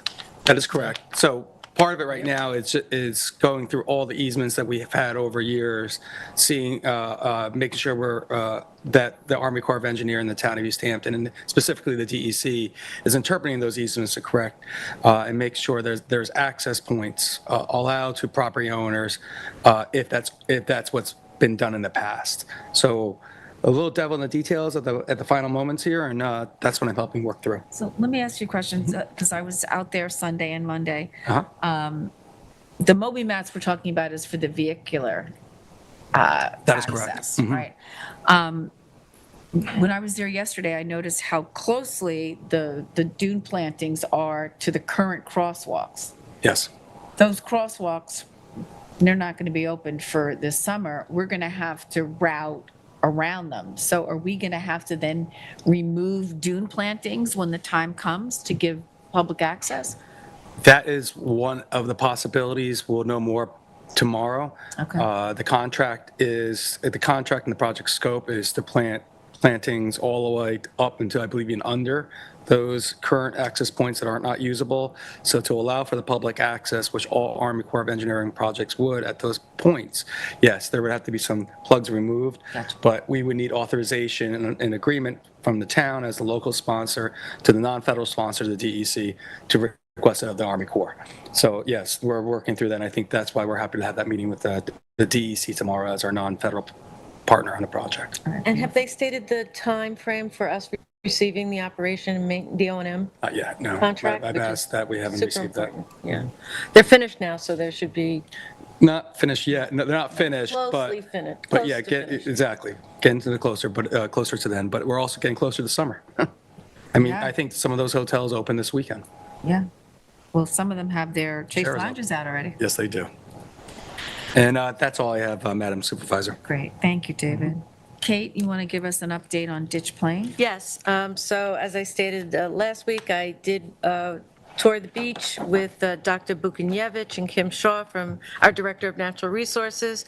We had a large scales copy of the survey, the beach profile survey and plan, and we literally went from the most western point to the most eastern point and discussed each area as we went along. The overall project will be for, and this is very overall at this point, for a 15-foot dune system at a slope of 1 to 5 to be placed in the area of where the dunes were lost with sand fencing. There are many details to that project, so that's just a very general view. Dr. Bukiniewicz agreed with. We are now going into those fine details. Last Thursday, we sent out an RFP for coastal engineering services, and that's returnable again on March 21st, and please contact our purchasing office for any other information.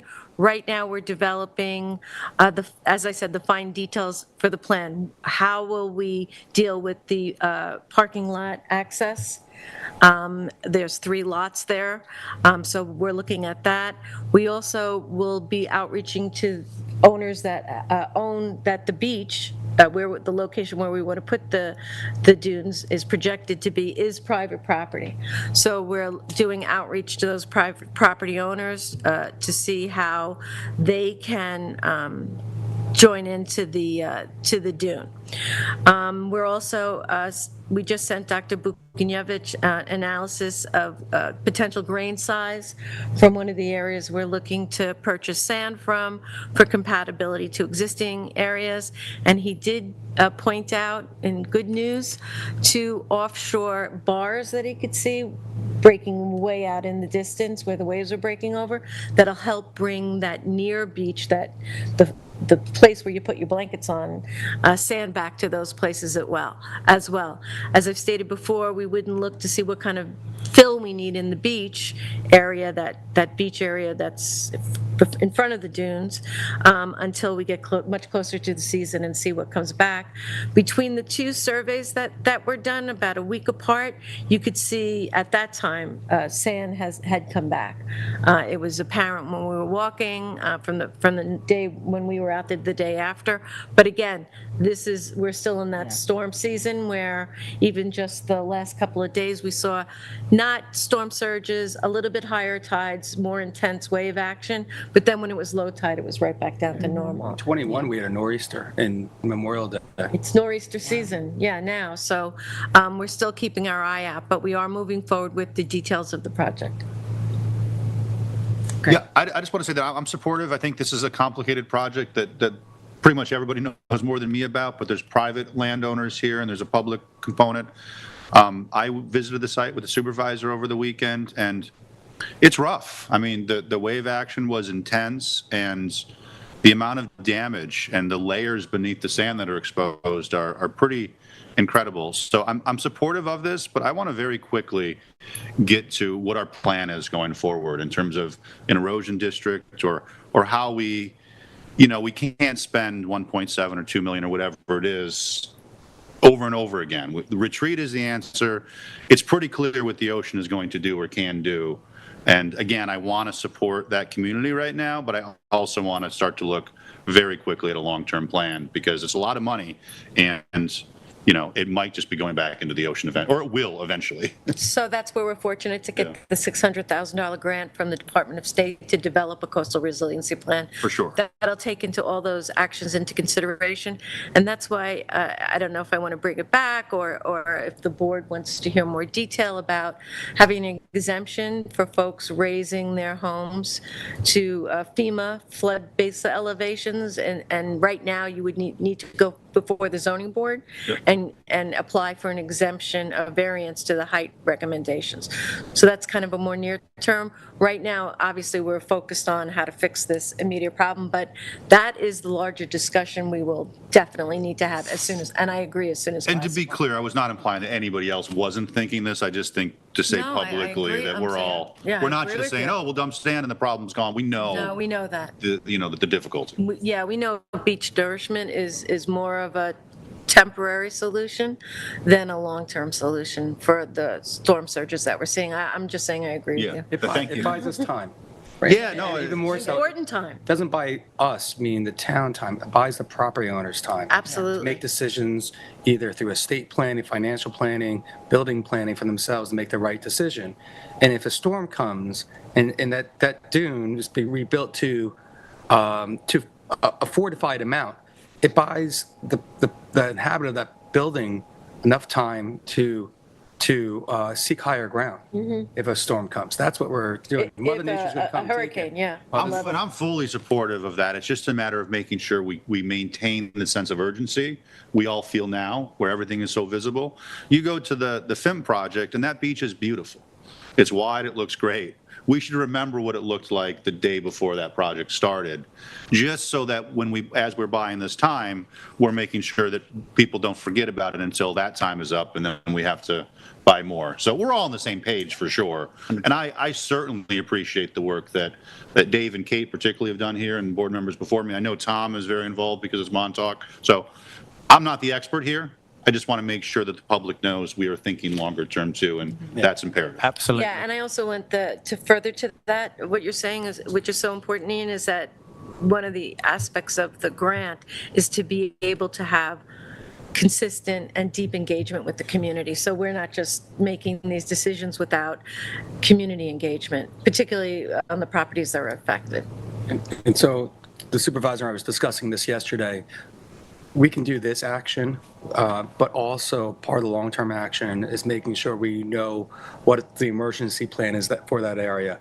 Plugging, alerting, and plugging the gaps, alerting the individuals, having that all prepared in parallel with this is, to me, even more important. Yeah. And just putting this in, we need to make sure we have that plan set, which I think we are on track to. I was going to, it's a great segue. We've actually got our first emergency planning meeting with committee members taking place. He's on report now. It's Friday at 9, so. Let me just say that we're going to do liaison reports. It's after 2. Sure. We have to get advice of council. They have a window when they're available. Okay. So I'm gonna ask Sure, for just- short liaison reports and if you've got Very- something that can get bumped to next week, that's great too. Just while we're still on ditch, I just kind of want to emphasize that is the structure of the emergency plan committee we're looking at. We're looking at what are the short-term actions we need to take in emergencies. We're looking at the midterm recovery piece, and then we're looking at the long-term plan for areas such as ditch plains and how we kind of see the future there too. So that's that. Very quickly, Citizens Advisory Committee subcommittee presented a report on the senior center. I am following up on questions raised by the committee. I'll be reaching out to my colleagues on that too. IT, we had over 750 cyber attacks logged in the logged since March 1st.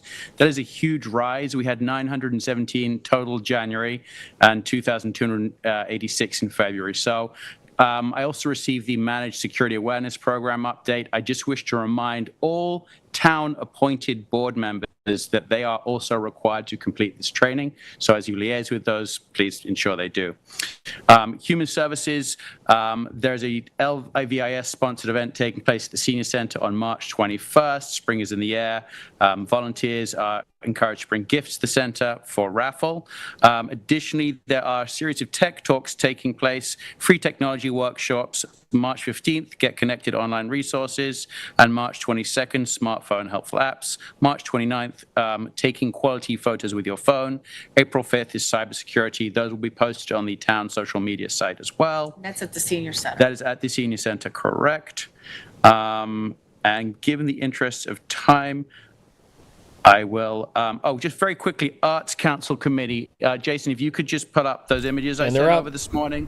Thank you. So we had the March Madness event recently where the town collaborates with the Arts Council and encourages artists from each grade to complete works using very limited materials. The theme this year was unity, and each year was given one color and one geometric shape to work with.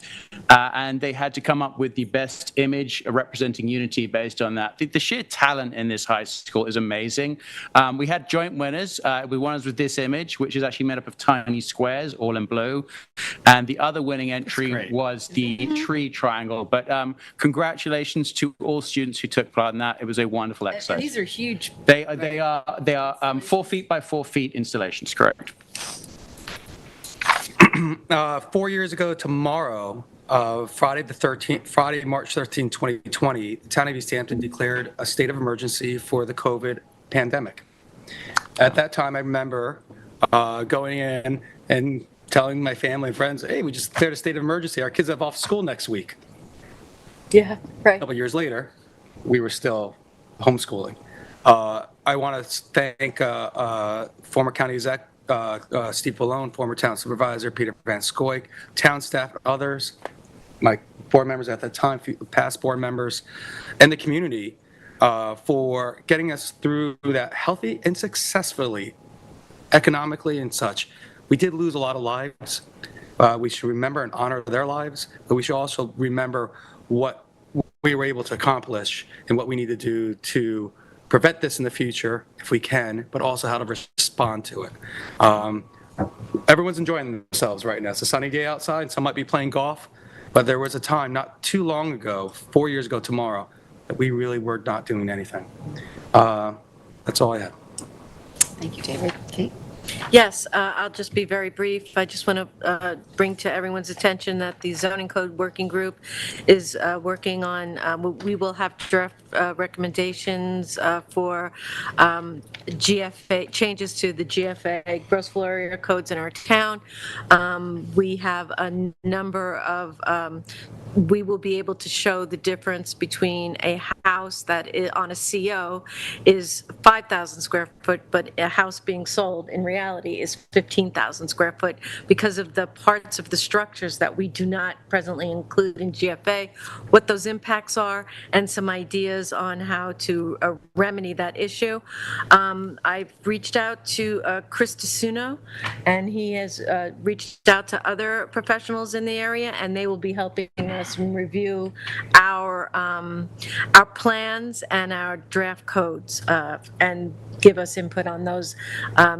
Chris and others also can see what we're dealing with here and where we're trying to address.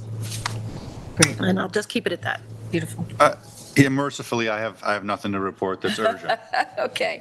I just want to remind folks that we have a public hearing tomorrow night, Wednesday, March 13th at 6 o'clock here in the main meeting room of Town Hall.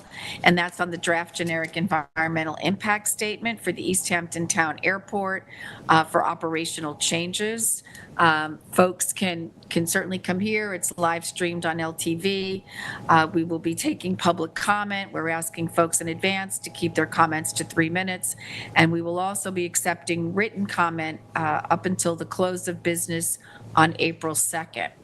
And then lastly, next week's town board work session, we have tentatively scheduled, Becky's going to come back to discuss the 2024 draft capital plan.